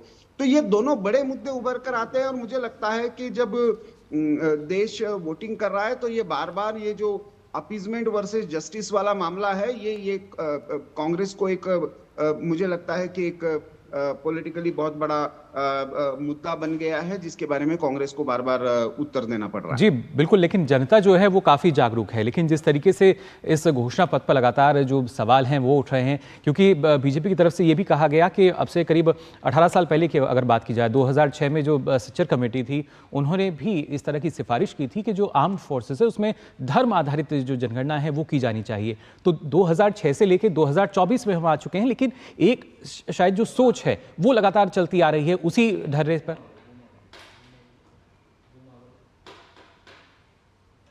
है 2014 से हम लगातार देख रहे हैं, कांग्रेस के अंदर भी इसके अंदर मंथन हुआ था। AK एंटनी कमेटी ने भी शायद उस पर कुछ रिकमेंडेशन दिए थे, वो कभी सामने नहीं आए, लेकिन सेक्युलरिज्म की नीति पर पुनर्विचार होना चाहिए, ऐसा भी कांग्रेस के अंदर से आवाज आ रही थी। देखिए, भारत का जो पंथ निरपेक्षता का विचार है, सेक्युलरिज्म का विचार है, ये भारत की धरोहर है। हमने उपासना पद्धति के आधार पर किसी के साथ भी भेदभाव नहीं किया, राज्य की व्यवस्था ने सबको समान रूप से देखा। तो ये जो प्रेफरेंशियल ट्रीटमेंट को सेक्युलरिज्म के रूप में या अलग अलग तरीके से रिलीजियस प्रेफरेंसेस को लेकर, तो 2006 में ये आया, 2011 में जब कम्युनल वायलेंस बिल आया तब ये चर्चा में आया। वक्फ एक्ट को लेकर तो कांग्रेस को बार बार प्रश्न किया ही जा रहा है। जिस तरह से कांग्रेस के अंदर बहुत सारे लोग राम मंदिर प्राण प्रतिष्ठा को लेकर सवाल खड़ा कर रहे हैं और वहां से पार्टी छोड़ रहे हैं, ये सारे मुद्दे कहीं ना कहीं कांग्रेस को, एक तो ये पूरे के पूरे सेक्युलरिज्म के डिबेट पर उनकी क्या राय है, दूसरा क्या एक बहुसंख्यक भारत की जो आस्था रखने वाला समाज है उसके विरोध में निरंतर कांग्रेस रही है, और तीसरा क्या जो भारत के संविधान में जो अलग अलग समूहों को, वर्गों को आरक्षण की व्यवस्था की है, उसमें धर्म की बात भी कांग्रेस जोड़ना चाहती है। इन तीन मुद्दों पर ये प्रफुल्ल जी, लेकिन जिस तरह से राहुल गांधी जब भारत जोड़ो यात्रा निकालते हैं, वो भारत जोड़ने की बात करते हैं, लेकिन जिस तरह से जब ये बयान सामने आता है जहां पर साफ तौर पर उस बयान के जो कई मतलब निकाले जा सकते हैं, लेकिन सबसे अहम जो बात सामने आई वो ये थी कि पहले संसाधनों पर हक एक विशिष्ट समुदाय का होना चाहिए। उस लिहाज से किस तरह से न्याय करने की बात और जिन उम्मीदों पर खरा उतरने की बात लगातार कांग्रेस करती आ रही है, वो अपने आप में हम कह सकते हैं विरोधाभासी है। निश्चित रूप से देखिए, भारत जोड़ो यात्रा के समय जो बार बार चीज उभर कर आई, चाहे वो एक विशिष्ट समुदाय के व्यक्ति को तमिलनाडु में मिलना हो, कुछ माओवादी लोगों को मिलना हो, महाराष्ट्र में आकर सावरकर के बारे में, तो आप जोड़ने की कहाँ बात कर रहे हो? आप तो एक तरीके से, क्योंकि उसके बाद राहुल गांधी जी का शक्ति के बारे में भी बयान आया था, उसके बारे में भी विवाद हुआ था, वो भी उनकी भारत जोड़ो यात्रा से एक तरीके से जुड़ा हुआ बयान था। तो ये सारे विषय जो है ये क्लियरली ये दिखाते हैं कि एक बार जो विभाजन हुआ उसके बीज जिसमें बोए गए थे, वो धार्मिक आधार पर जो पॉलिटिकल रिजर्वेशन हुआ था, जो सीट्स ब्रिटिशों ने रिजर्व की थी, उसने बीज डाले थे एक तरीके से भारत में विभाजन के। उस विभाजनवादी मानसिकता को क्या कांग्रेस फिर से बढ़ावा देना चाहती है? ये प्रश्न बड़ा खड़ा होता है। लेकिन अभी चुनावी मौसम है, तो चुनाव में तो खास करके जब पॉलिटिकल मोबिलाइजेशन, लोग किन मुद्दों पर वोट करेंगे, इसकी जब चर्चा होती है, तो मुझे लगता है कांग्रेस का न्याय पत्र निश्चित रूप से अन्याय पत्र के रूप में घेरे में आ गया है। जी बिल्कुल, लेकिन ये जो मुद्दे हैं जनता से दूर नहीं है। फिलहाल हमारे साथ वरिष्ठ सलाहकार संपादक अशोक श्रीवास्तव जी हमारे साथ भी जुड़ चुके हैं। अशोक जी, लगातार जब हम तुष्टीकरण की बात करते हैं तो शायद जो प्रमाण हैं वो अब सबके सामने है, जो जनता है वो भी देख रही है कि एक घोषणा पत्र किस तरीके से जो कहीं ना कहीं अलग अलग कैटेगरी की उसमें बात कही जाती है, और ये बात अब की नहीं है, ना जाने कितने साल से बात चली आ रही है, और इस बार के चुनाव में जो मुद्दा है अब गर्माता हुआ भी दिख रहा है। देखिए मुकुल, पहले दिन से जो बीजेपी और खासकर प्रधानमंत्री नरेंद्र मोदी जो कांग्रेस के घोषणा पत्र पर जो अटैक कर रहे हैं, लगातार जो निरंतर हमले कर रहे हैं, और उसको एक्सपोज कर रहे हैं। उसमें एक सबसे बड़ी बात जो उन्होंने कहा था कि इस पूरे घोषणा पत्र पर मुस्लिम लीग की छाप है। जी। अब ये मुस्लिम लीग की छाप को लेकर यूं तो कई मुद्दे हैं जिन पर चर्चा हो रही है, लेकिन जो सबसे बड़ा मुद्दा बन गया है वो ये है कि आप आरक्षण जो है जो मुस्लिम मुसलमानों के नाम पर आरक्षण देने की बात मुस्लिम लीग ने भी यही किया था। और आप ये सोचिए कि भारत के बंटवारे की शुरुआत जो है वो यहीं से हुई थी, जब ये हुआ कि जो है मुसलमानों के लिए एक अलग से जो है निर्वाचन होने चाहिए, उनके लिए अलग से सीट्स होनी चाहिए। आजादी से पहले इसी तरह से आरक्षण के नाम पर ही भारत के बंटवारे की शुरुआत हुई थी, जो मुस्लिम लीग ने की थी। अब कांग्रेस ने लगातार ये कहा, अपनी सफाई में कहा कि ऐसी कोई बात नहीं है, और कांग्रेस ने ऐसा कुछ नहीं कहा। जब मनमोहन सिंह के पुराने बयान का हवाला दिया जा रहा है तो उसके बाद जो है कांग्रेस की तरफ से कुछ फैक्ट चेकर आते हैं, वो कहते हैं नहीं ऐसा तो नहीं है। मनमोहन सिंह जी ने ये भी कहा था कि ओबीसी और बाकी तमाम जो है समुदायों का नाम दिया गया था।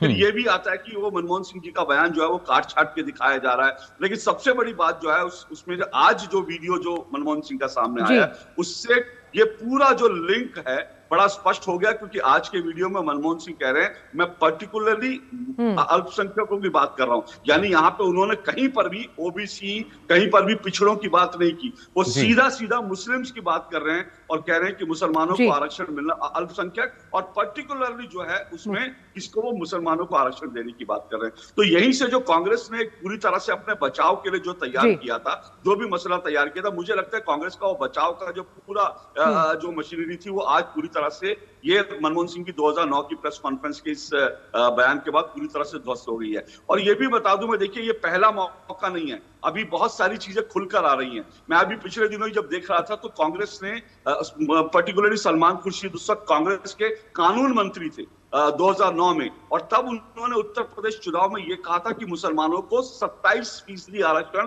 जो ओबीसी आरक्षण है उसमें से मुसलमानों को आरक्षण दिया जाएगा। यही बात तो आज प्रधानमंत्री नरेंद्र मोदी कह रहे हैं कि इनकी मंशा पूरी है कि ओबीसी के हिस्से का जो आरक्षण है वो लेकर वो किसी और को देना चाहते हैं, पर्टिकुलरली मुसलमानों को देना चाहते हैं। तो 2009 में सलमान खुर्शीद ने कहा था कि ये कानून मंत्री के तौर पर रहते हुए उन्होंने कहा था कि 27% ओबीसी आरक्षण में से मुसलमानों को आरक्षण दिया जाएगा। यही बात समाजवादी पार्टी ने कही थी। समाजवादी पार्टी ने 2012 और 2017 के घोषणा पत्र में, देखिए याद रखिएगा 2012 और 2017 का जो उत्तर प्रदेश का विधानसभा चुनाव था उसमें समाजवादी पार्टी ने कहा था कि मुसलमानों को ओबीसी जो कोटा है उसमें से 18% हम आरक्षण जो है वो मुसलमानों को देंगे। बाद में इसको कहा गया 13.5% देंगे, और इसको लेकर अखिलेश यादव की आज भी बाइट्स मौजूद हैं जिनको हमने भी इस्तेमाल किया, जिसमें अखिलेश यादव ने एक इंटरव्यू देते हुए कहा, लोकसभा टीवी को इंटरव्यू देते हुए कहा, उन्होंने कहा कि बिल्कुल हम ये मुसलमानों को आरक्षण देने के लिए प्रतिबद्ध हैं। और फिर इसमें एक बात और मैं आपको बता दूं, सलमान खुर्शीद ने जब कानून मंत्री होते हुए बात की तो यही बात उन्होंने उत्तर प्रदेश चुनाव में, जब सलमान खुर्शीद की पत्नी लुई खुर्शीद जब चुनाव लड़ रही थी तो उन्होंने पब्लिक के बीच जाकर कहा कि हम मुसलमानों को आरक्षण देंगे, हमारी सरकार ने तय किया है। इसको लेकर सलमान खुर्शीद की चुनाव आयोग में तब शिकायत की जाती है कि वो धर्म आधारित जो है बात कर रहे हैं कि धर्म के आधार पर वोट देने की बात कर रहे हैं, वो धर्म के आधार पर जब शिकायत होती है तो कांग्रेस की तरफ से अभिषेक मनु सिंघवी चुनाव आयोग में जाते हैं। अब देखिएगा ये अपने आप में बड़ा इंपॉर्टेंट फैक्ट है कि अभिषेक मनु सिंघवी कांग्रेस की तरफ से चुनाव आयोग में जाते हैं और वो कहते हैं कि सलमान खुर्शीद ने जो कुछ कहा वो कांग्रेस की मंशा है, इसलिए सलमान खुर्शीद को इसको लेकर के आप अटैक मत करिए सलमान खुर्शीद के बचाव में। तो ये सारी चीजें जब आप जोड़ते हैं तो बड़ा स्पष्ट हो जाता है कि जो मुस्लिम आरक्षण है ये शिगुफा नहीं है, ये जुमला नहीं है, कांग्रेस की मंशा है जिसको बार बार उजागर करती है और इसी को लेकर कांग्रेस को आज कटघरे में खड़ी कर रही है। बिल्कुल अशोक जी, ये सारे तार जब जुड़ते हैं तो भारत जुड़ता हुआ तो कहीं नजर नहीं आता, लेकिन जब हम समृद्ध, समावेशी और न्यायसंगत भारत की बात करते हैं तो कहीं ना कहीं जो विभाजनकारी सोच है कांग्रेस की, वो अगर इन बयानों को हम एक तार के साथ जोड़कर देखें वो साफ तौर पर स्पष्ट होती है कि उनकी जो तरजीह है, तरजीह देने का जो तरीका है वो विशिष्ट समुदाय के प्रति हमेशा से रहा, लेकिन उन्होंने उसके स्वरूप अलग अलग बदल कर दिए। देखिए किसी भी समुदाय को लेकर के आप अगर चाहते हैं किसी समुदाय की तरक्की करना, उसमें कोई गलत बात नहीं, लेकिन सवाल यह कि आपका रास्ता क्या है। जैसे आज भी मैं आपको बता दूं, जब प्रधानमंत्री नरेंद्र मोदी अपना रिपोर्ट कार्ड देते हैं तो मैं देख रहा था उज्ज्वला जो योजना है वो 30% जो उज्ज्वला योजना के तहत जिनको जो बेनिफिशियरी हैं वो 30% मुस्लिम्स हैं। इसी तरह से अगर मैं बात करूं प्रधानमंत्री आवास की तो उसमें भी करीब 27% मुस्लिम है। इसी तरह से आयुष योजना के अंदर भी लगभग 25 से 30% मुस्लिम है। तो जो आबादी आपकी आबादी करीब 20% है, उसको अगर आप विकास योजनाओं में 30% तक का हिस्सा दे रहे हैं, इसका मतलब है कि डेवलपमेंट का आप उन माइनॉरिटी के डेवलपमेंट के लिए काम कर रहे हैं। लेकिन जब आप एक ऐसी व्याख्या करते हैं डेवलपमेंट के लिए किसी समाज की कि आप उसको आरक्षण से लेना चाहते हैं, और आरक्षण धर्म आधारित नहीं हो सकता, इसको लेकर बड़ा साफ जो है संविधान सभा में इस पर डिबेट हुई थी, बात हुई थी, और इस पर संविधान सभा के अंदर जो मुस्लिम जो लोग प्रतिनिधि थे, उन्होंने 1947, 48 और 49-50 में जब ये पूरी चल रही थी, तब उन्होंने मुस्लिम्स ने कहा था कि मुसलमानों को संविधान के आधार जो है धर्म के आधार पर आरक्षण नहीं देना चाहिए। सरदार वल्लभ भाई पटेल ने इसका विरोध किया था, और बाबा साहब भीमराव अंबेडकर की यह परिकल्पना नहीं थी।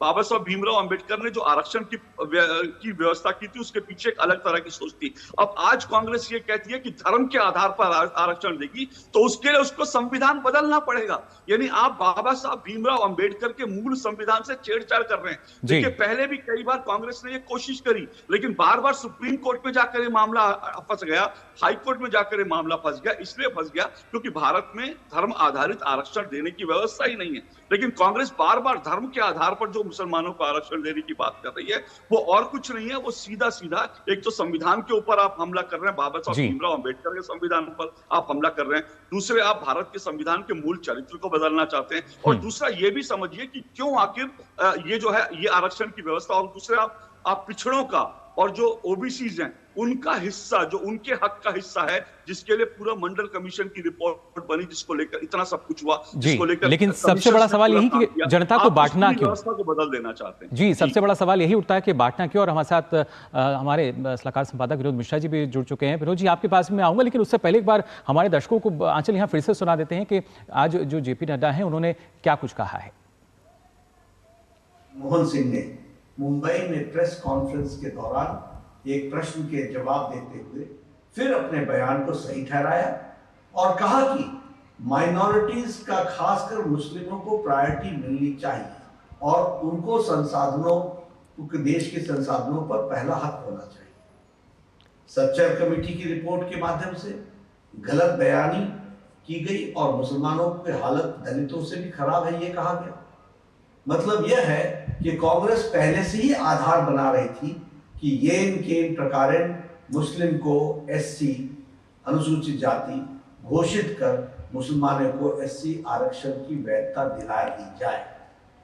कांग्रेस की एससी, एसटी और ओबीसी के अधिकारों पर डाका डालने की यह आदत बहुत पुरानी है। और आइए अब आपको सुनवाते हैं डॉक्टर मनमोहन सिंह ने क्या कहा था। I said minorities, particularly the Muslim minorities, if they are poor, they have prior claims on the resources of the country. I used the word all for all minorities, and I added for layer, particularly Muslim minorities, if they are poor, they have a prior right on the resources of the country. I stand by that. और हमारे साथ विनोद मिश्रा जी भी जुड़े हुए हैं। विनोद जी, जब हम बात करते हैं राजनीति की, क्यों बांटने की राजनीति करनी है, हमें वोट बैंक की राजनीति क्यों करनी है, हमें मुद्दों पर चुनाव क्यों नहीं लड़ना, और हमें साफ तौर पर अगर देखा जाए तो विकास की बात क्यों नहीं करनी है, ये कांग्रेस लगातार भूलती जा रही है। और ये एक स्पष्टवादिता जिस तरह से नजर आ रही है, एक विशिष्ट समुदाय के प्रति जो तरजीह दी गई, खासतौर पर जो समान संसाधन है उनके हक को लेकर, ये इस बयान से साफ तौर पर निष्ठव्य होता है। अच्छा, मैं इसका बैकग्राउंड बताता हूं कि आज ये सरफेस पे क्यों आया है। जब आपने देखिए कि 2009 के इलेक्शन में कांग्रेस की तरफ से ये जारी किया गया था मनमोहन सिंह के का ये बयान कि कम से कम ये इलेक्शन में इसको लोगों को प्रभावित कर सके, खास करके वो एक तरह से माइनॉरिटी वोटर्स के लिए एक संदेश था, मैसेज था।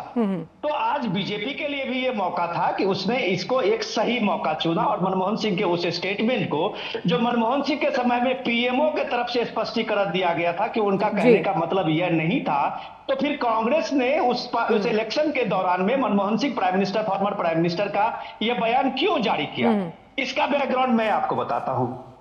कर्नाटक के इलेक्शन में आप ये देखिए कि असेंबली के इलेक्शन में राहुल गांधी का जो समय में चल रहा था, जिसकी आबादी उतना हक, उस आबादी और हक के बाद जब कर्नाटक का असेंबली इलेक्शन खत्म हुआ तो उनको लगा कि शायद ये आबादी और उतना हक जो है वो वहां पे काम किया है, और वो काम किया है। उसके बाद कांग्रेस कार्य समिति में इसकी एक बैठक हुई थी, और जिस बैठक में जब राहुल गांधी ने उसी बैठक का जो डायलॉग था उसी को लेके अभी इलेक्शन में आए हैं, तो वो जब वो कह रहे थे, राहुल गांधी का वो स्टेटमेंट था कि उसमें उन्होंने कहा था कि हम एक्सरे कराएंगे।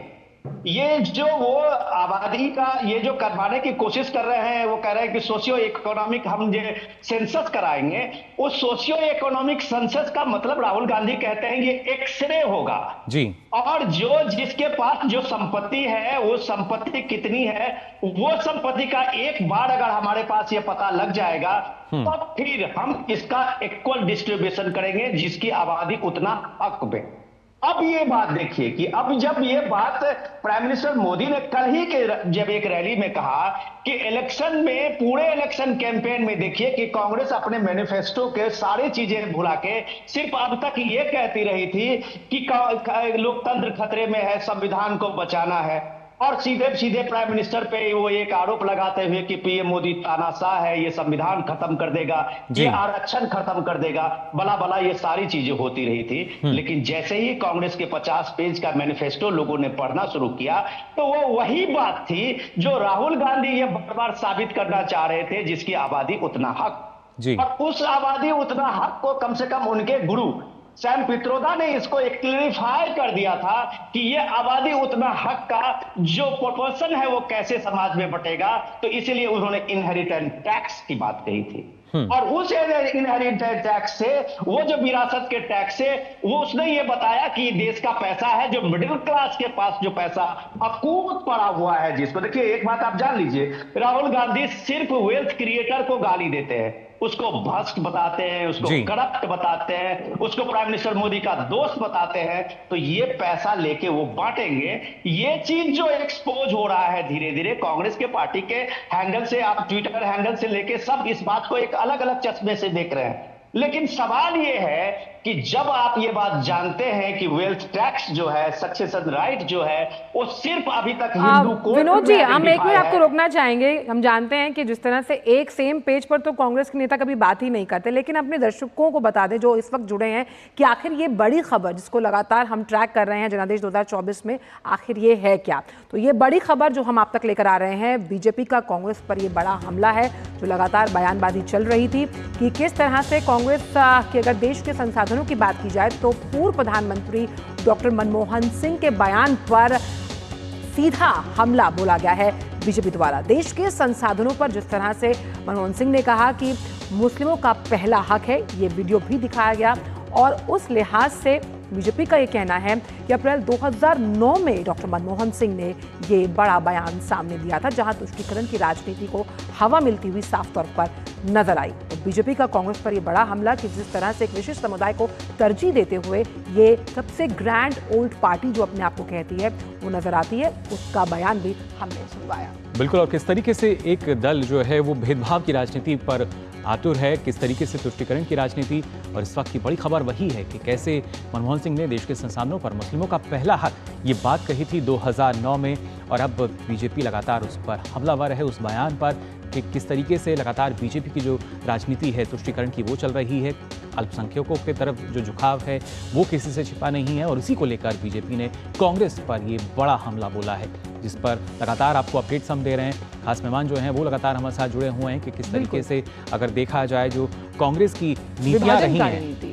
जी बिल्कुल, और हमारे साथ गौड़ साहब भी जुड़े हुए हैं इस पूरी चर्चा में। गौड़ साहब, अगर हम 2004 की बात करें, जब कांग्रेस ने केंद्र में सरकार बनाई और पहली बार ऐसा हुआ कि अगर हम आंध्र प्रदेश का जिक्र करें, क्योंकि ये सब कुछ आंध्र प्रदेश से शुरू हुआ, जहाँ पर उन्होंने SC/ST कोटा जो था, अगर हम आंध्र प्रदेश की बात करें, उसमें मुसलमानों को इंक्लूड किया। कहीं ना कहीं पायलट प्रोजेक्ट की शुरुआत वहीं से हो गई थी। ये जो विभाजनकारी सोच है, इसका अंत हम किस तरह से देखते हैं, और ख़ास तौर पर अगर हम न्याय पत्र में जिस न्याय की बात कर रहे हैं वो नदारद है, अगर इन बयानों को हम एक कड़ी के साथ, जिस तरह से अशोक जी ने कहा, जोड़ने की कोशिश करते हैं। तो देखिए, अब इस पूरे घटनाक्रम को जो आपने भी जिक्र किया कि राहुल गांधी की जो भारत जोड़ो यात्रा से जोड़ना चाहिए, वो पूरी भारत जोड़ो यात्रा में कहते रहे कि उनके जीवन का लक्ष्य है कि भारत का एक्सरे हो, और उसमें ओबीसी की संख्या कितनी हो, उसमें हमें इसकी अगर हमारे पास नंबर आ जाएंगे तो हम पर जो हमारी संपत्ति है इस देश की उसका इक्वल डिस्ट्रीब्यूशन हो, वो बार बार कहते हैं। और जब वो न्याय पत्र आया इस पर किसी का ध्यान नहीं गया। न्याय पत्र में उन्होंने ओबीसी जनगणना की बात तो की थी, लेकिन साथ में उन्होंने आर्थिक सर्वे की बात की, और इस बात को प्रधानमंत्री ने ही पकड़ा था। अगर आपको याद हो, जब ये न्याय पत्र आया था उसके कुछ दिन बाद प्रधानमंत्री ने कहा कि ये आर्थिक सर्वे की जो बात कर रहे हैं ये बेसिकली हिंदुस्तान के लोगों की, गरीबों की, मध्यम वर्ग की आय को बांटना चाहते हैं, और उन्होंने साफ साफ कहा कि मुसलमानों को बांटना चाहते हैं। जी दरअसल ये जो आपने 2004 की बात की, पहले उन्होंने आंध्र प्रदेश में आरक्षण दिया, फिर उन्होंने महाराष्ट्र में आरक्षण दिया, बिल्कुल, और उसको देखते देखते फिर पश्चिम बंगाल में आरक्षण मिला। और जब हाईकोर्ट ने वहाँ रोकर, हाईकोर्ट ने पश्चिम बंगाल सरकार से पूछा कि आपने ओबीसी के कोटे में मुसलमानों का आरक्षण कैसे दिया, तो टीएमसी सरकार नहीं बता पाई। उन्होंने एक तर्क दिया था कि क्योंकि पहले ये लोग हिंदू थे और हिंदू में ये दलित थे, तो इसलिए इनको आरक्षण मिलना चाहिए। तो फिर कोर्ट ने पूछा कि अगर वो दलित है तो वो मुस्लिम क्यों बने, तो यानी उनको वापस फिर दलित बनना चाहिए, यानी अपनी जो पूर्व जाति है उसमें आना चाहिए। तो उसमें टीएमसी शांत है, उस पर कुछ नहीं बोल पाई है। अब यही बात उन्होंने कर्नाटक में लागू कर दी है। कर्नाटक में उन्होंने जो ओबीसी का आपका 27% आरक्षण है, वहां उन्होंने मुस्लिम के लिए आरक्षण कर दिया है। यानी जो ओबीसी का कोटा है, जो जिन लोगों का अधिकार है, उस अधिकार में आपने उन लोगों को दे दिया जिसका अधिकार, कोटे में कोटा जोड़ दिया। जो हमारे संविधान में स्पष्ट तौर पर कहा हुआ है जी कि हम धर्म के आधार पर आरक्षण नहीं देंगे।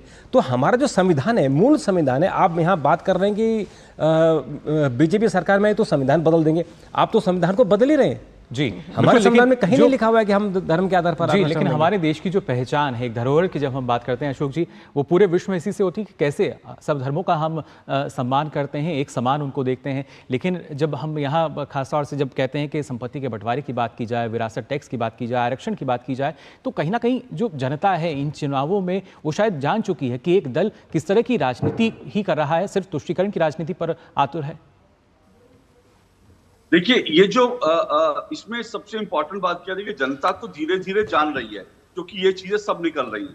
लेकिन मैं यहाँ पर एक इंपॉर्टेंट बात ये रखना चाहता हूँ कि दरअसल हमारे यहाँ हम अक्सर कहते हैं, मीडिया की बात करते हैं, जब कांग्रेस का घोषणा पत्र आया तो मीडिया ने कांग्रेस के घोषणा पत्र को, मुझे लगता है कि जिस तरह से उसको स्कैन करना चाहिए था, मीडिया कहीं ना कहीं इसमें स्कैन करने में नाकाम है। क्योंकि देखिए, राजनीतिक रूप से जो लिखा जाता है उसके पीछे क्या सोच होती है, उसके पीछे आपका क्या विजन होता है, क्या थॉट प्रोसेस है, वो सारा जब, क्योंकि घोषणा पत्र में तो कुछ शब्द लिख के जाते हैं, अब उन शब्दों के पीछे किसी पॉलिटिकल पार्टी का थॉट प्रोसेस क्या है उसको समझना बड़ा जरूरी है। लेकिन ये बात जो मीडिया को करनी चाहिए थी, कुछ देश के वरिष्ठ पत्रकारों को करना चाहिए था, वो बात बीजेपी ने पकड़ी, प्रधानमंत्री नरेंद्र मोदी ने पर्टिकुलरली पकड़ी। उसके पहले ये सब चीजें चर्चा में नहीं आ रही थी, क्योंकि कांग्रेस का बस एक बात हो रही थी, न्याय करने की बात कर रही है। हालांकि जब पहले दिन से ही कांग्रेस का घोषणा पत्र आया था, तब ये बात जरूर आई थी, मीडिया में पत्रकारों ने ये बात जरूर करी थी कि यहाँ पर अल्पसंख्यक शब्द का बहुत बार इस्तेमाल किया गया है।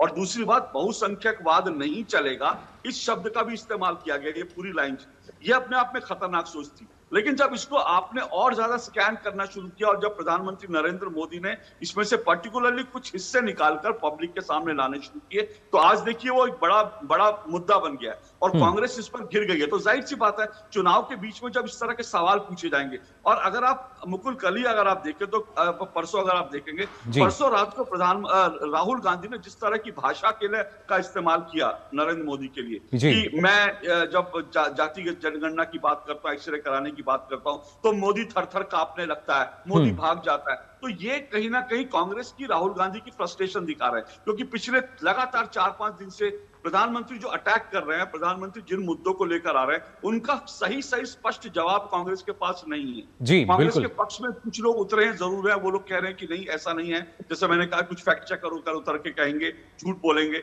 वो इस तरह की बचाव करने की कोशिश कर रही है। लेकिन कांग्रेस इस मुद्दे पर फंसती जा रही है, और इसलिए जो है ये फ्रस्ट्रेशन राहुल गांधी का उनकी सभा में भी दिख रही है, जिस तरह की वो भाषा का इस्तेमाल प्रधानमंत्री नरेंद्र मोदी के लिए कर रहे हैं। तो ये एक बहुत सेंसिटिव मुद्दा है। देखिए, पिछड़ों को, दलितों को, ओबीसी को जो आरक्षण भारत में मिला, उसके पीछे एक पूरा लंबा थॉट प्रोसेस है। अगर आप ओबीसी के हिस्से का 27%, आप ये देखिए कि कोटा है ना, अगर एक कोटा है और उस कोटे का भी एक कैप है, तो उसके पीछे एक सोच है। कितनी बार ये हुआ कि ओबीसी का 27% आरक्षण से गुजारा नहीं हो रहा, इसमें कुछ और जातियों को शामिल करना चाहिए, बात कई बार आई, लेकिन वो कोटा है, कैप है, वो संवैधानिक व्यवस्था है कि 50% से ज्यादा आरक्षण नहीं हो सकता। अब उसमें जो 27%, जिसमें मूल रूप से ओबीसी के लिए आरक्षण आने के बाद कई और जातियों को उसमें जोड़ा गया, तो एक तरफ जो ओबीसी हैं उनमें जो है अपने आप में उनको लगता है कि कोटा बढ़ना चाहिए, और यहां पर कांग्रेस ओबीसी का जो कोटा है उसमें से एक बड़ा चंक निकालकर मुसलमानों को देने की बात कर रही है।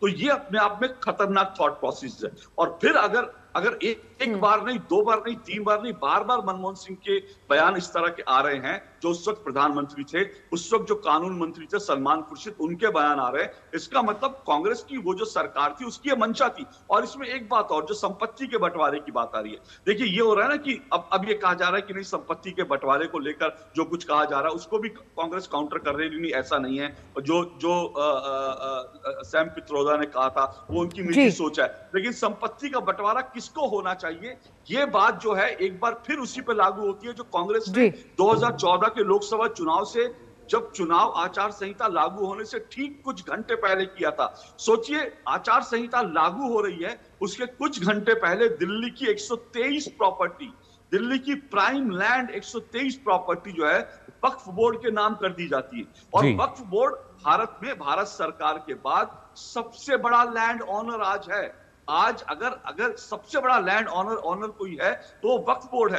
लेकिन सवाल है कि जब आप कहते हैं संपत्ति के बंटवारे की बात, तो क्या आप इसके लिए तैयार है? कांग्रेस के कई नेताओं से मैंने भी पूछा कि क्या आप इसके लिए तैयार है? वक्फ बोर्ड जिसके पास, भारत सरकार के पास सबसे ज्यादा लैंड है, आप उस लैंड में से, वक्फ बोर्ड की लैंड में से क्या आप संपत्ति का बंटवारा करने के लिए तैयार है? क्योंकि बिल्कुल कई सवाल जो हैं वो अशोक जी इस वजह से ही खड़े होते हैं कि आखिर इस तरीके से जो बयान निकल कर आते हैं, और खासतौर से विनोद जी अगर देखा जाए, ये कहना कि दूध का दूध पानी का पानी हो जाएगा, एक्सरे किया जाएगा, लेकिन अब उनकी खुद की जो सच्चाई है वो शायद जग जाहिर है। देखिए, मैं अशोक जी की बात को आगे बढ़ा रहा हूं कि जब प्राइम मिनिस्टर मोदी ने कॉन्स्टिट्यूशनल अमेंडमेंट करके 10% गरीबों के लिए आरक्षण दिया था, तो वो एक गरीबों के आरक्षण के नाम, आप ये देखिए, उसमें अपर कास्ट में सारे वो मुस्लिम भी थे, वो सारे लोग वो थे जिनको अभी तक इस कॉन्स्टिट्यूशनल प्रोविजन में गरीब को आरक्षण नहीं मिला था। उसमें कोई भेदभाव नहीं आया। उस 10% के जो गरीबों का आरक्षण था, उसमें नौकरी में और एजुकेशनल इंस्टीट्यूशंस में एडमिशन में, तो आप ये देखिए कुछ सबके लिए है, उसमें कई फॉरवर्ड तबके के जो मुस्लिम हैं उनके भी है।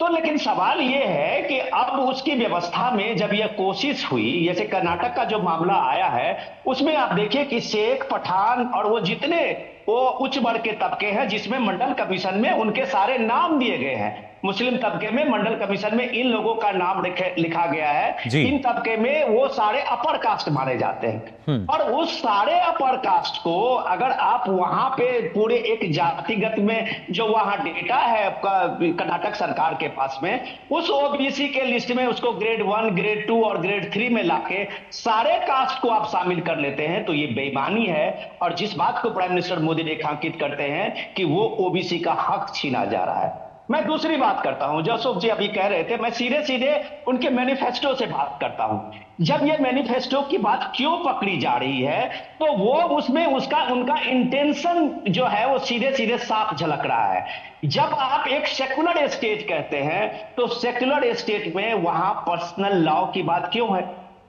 अब आप अगर अपने मैनिफेस्टो में पर्सनल लॉ को प्रोटेक्ट करने की गारंटी देंगे, जो राहुल गांधी गारंटी कहते हैं, तो पर्सनल लॉ, विनोद जी भी मान सकते हैं ना कि कांग्रेस ने अपना होमवर्क ठीक से किया ही नहीं, उनके मैनिफेस्टो में कई खामियां थी, और वो अशोक जी सही कह रहे हैं कि काफी देर में पकड़ में आई, क्योंकि एक सेम पेज पर तो कभी भी बयानबाजी कांग्रेस के नेताओं की रही नहीं है।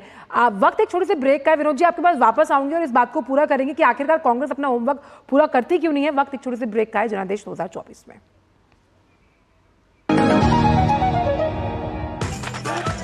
मैं क्या जी, सब जानते हैं, जहां दिखे मारियो, अपना समझ के खा लियो। स्वाद से सबको दीवाना कर दे, दीवाना कर दे।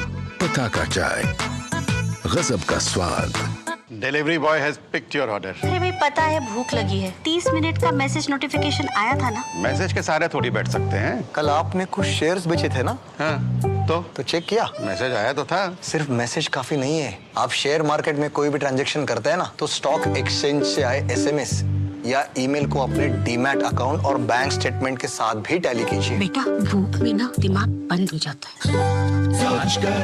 समझ कर इन्वेस्ट कर। तेरी होने वाली मदर इन लॉ कुछ ज्यादा ही ट्रेडिशनल है। ट्रेडिशनल लोग ज्यादा इमोशनल होते हैं। तो भाई साहब अब कोई किसी की लाइफ में आग नहीं लगा पाएगा। समर कूल, जो हर दिल करे कबूल। तो ब्रेक के बाद आप सभी का एक बार फिर स्वागत डीडी न्यूज़ पर। आप देख रहे हैं चुनाव पर हमारी खास पेशकश जनादेश 2024। लेकिन इन चुनाव में जो असल मुद्दे होने चाहिए थे, विकास की बात होनी चाहिए थी, एक जगह होती है, लेकिन जो कई ऐसे दल हैं जो कुछ और ही बात करते हैं। ब्रेक पे जाने से पहले आपको हम लगातार चर्चा कर रहे थे किस तरीके से कांग्रेस जो है वो तुष्टीकरण की राजनीति करती है, और इस बारे में आपको एक बार फिर सुनाते हैं कि मनमोहन सिंह ने 2009 में क्या बयान दिया था। I said minorities, particularly the Muslim minorities, if they are poor, they have prior claims on the resources of the country.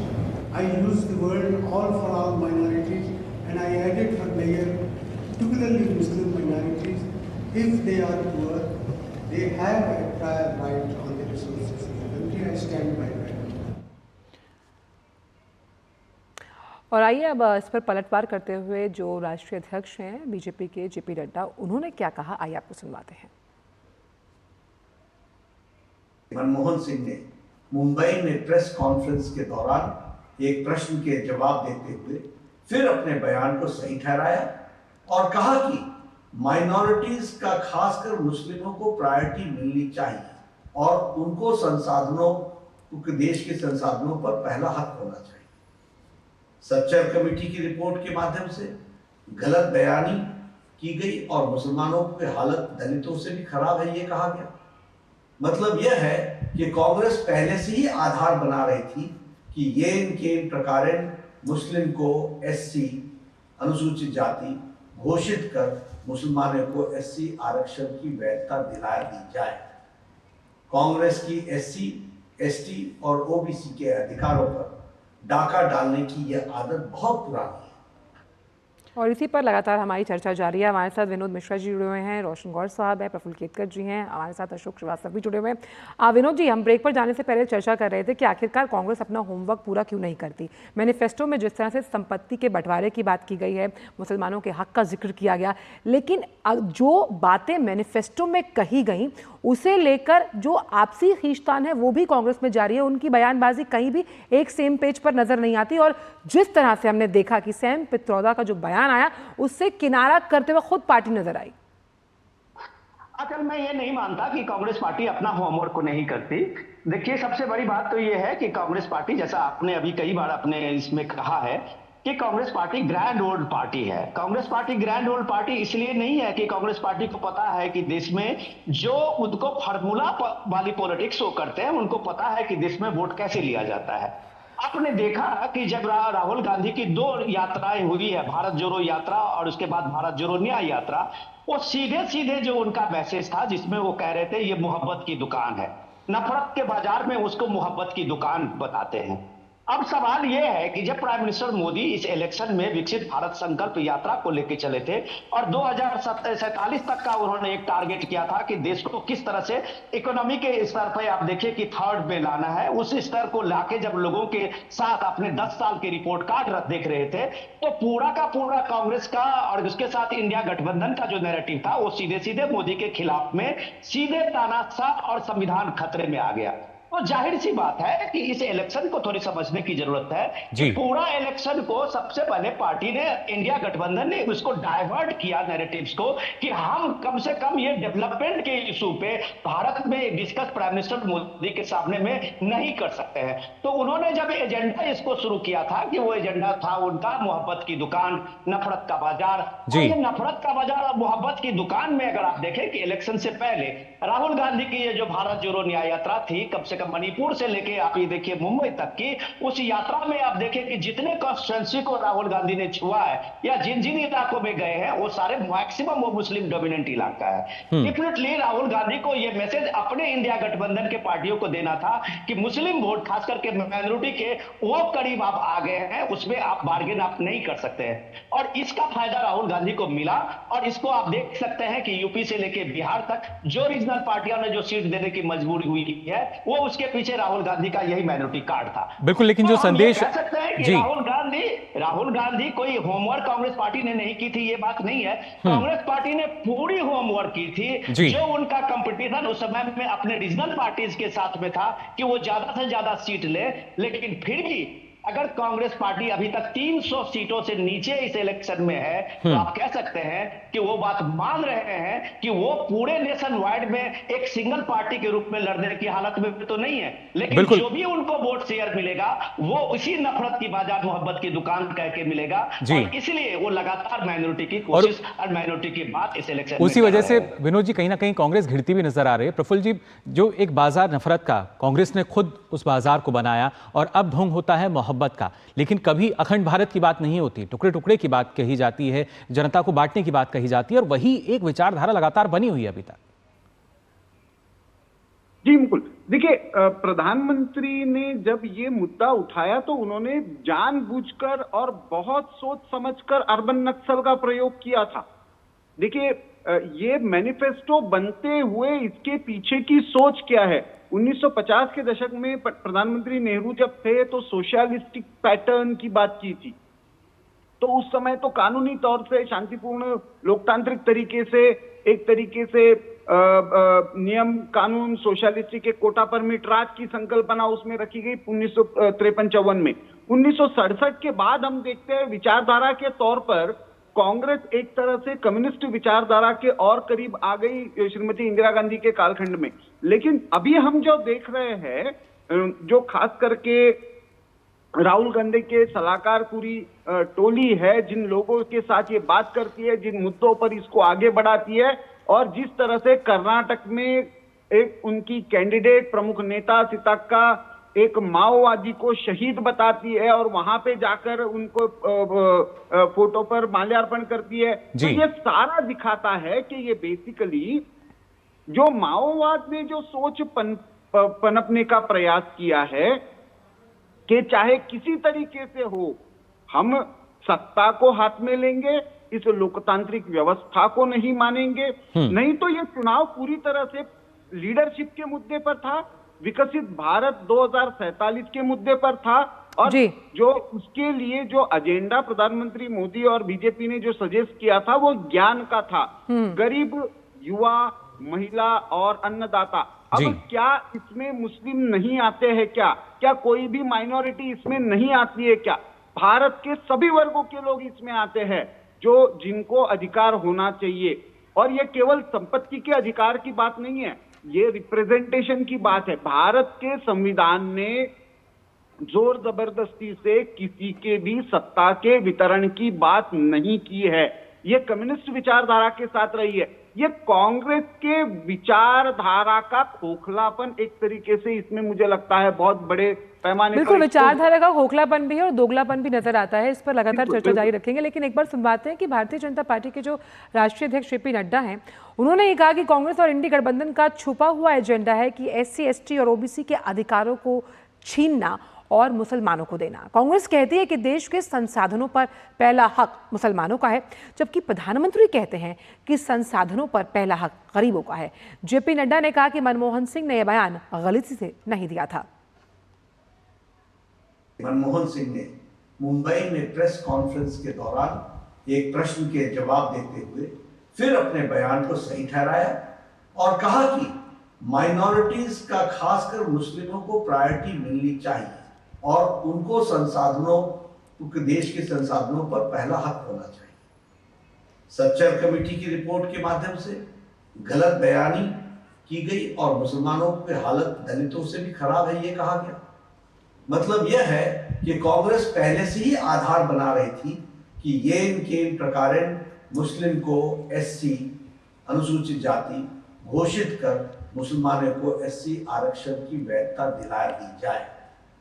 Congress की एससी, एसटी और ओबीसी के अधिकारों पर डाका डालने की यह आदत बहुत पुरानी है। और आइए आपको दिखाते हैं कि एक बार फिर से डॉक्टर मनमोहन सिंह ने 2009 में क्या कहा था। I said minorities, particularly the Muslim minorities, if they are poor, they have prior claim on the resources of the country.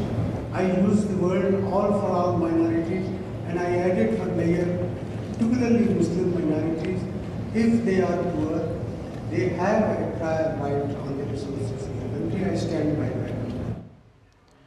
तो वहीं अगर आपको बता दें, कांग्रेस के संपत्ति सर्वे के वादे पर प्रधानमंत्री मोदी के पलटवार के बाद यूपीए सरकार के दौरान मुसलमानों को सरकारी नौकरी और शिक्षा में आरक्षण देने के साथ धर्मांतरित दलित मुसलमान और दलित ईसाइयों को अनुसूचित जाति का दर्जा देने की कोशिशों पर नए सिरे से बहस छिड़ी हुई है।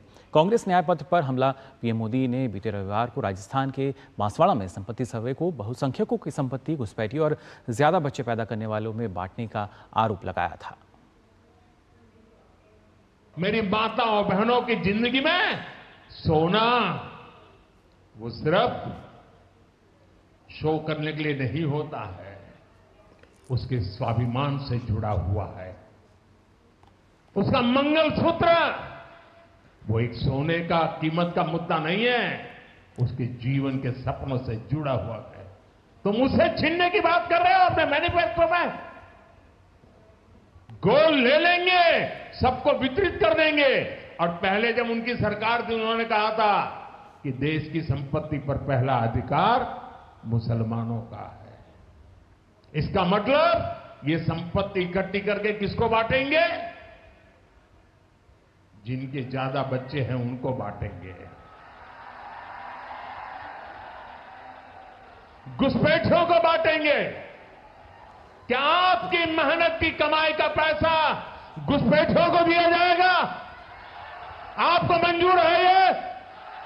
ये कांग्रेस का मैनिफेस्टो कह रहा है कि वो माताओं बहनों का सोने का हिसाब करेंगे, उसकी जड़ती करेंगे, जानकारी लेंगे और फिर उस संपत्ति को बांट देंगे।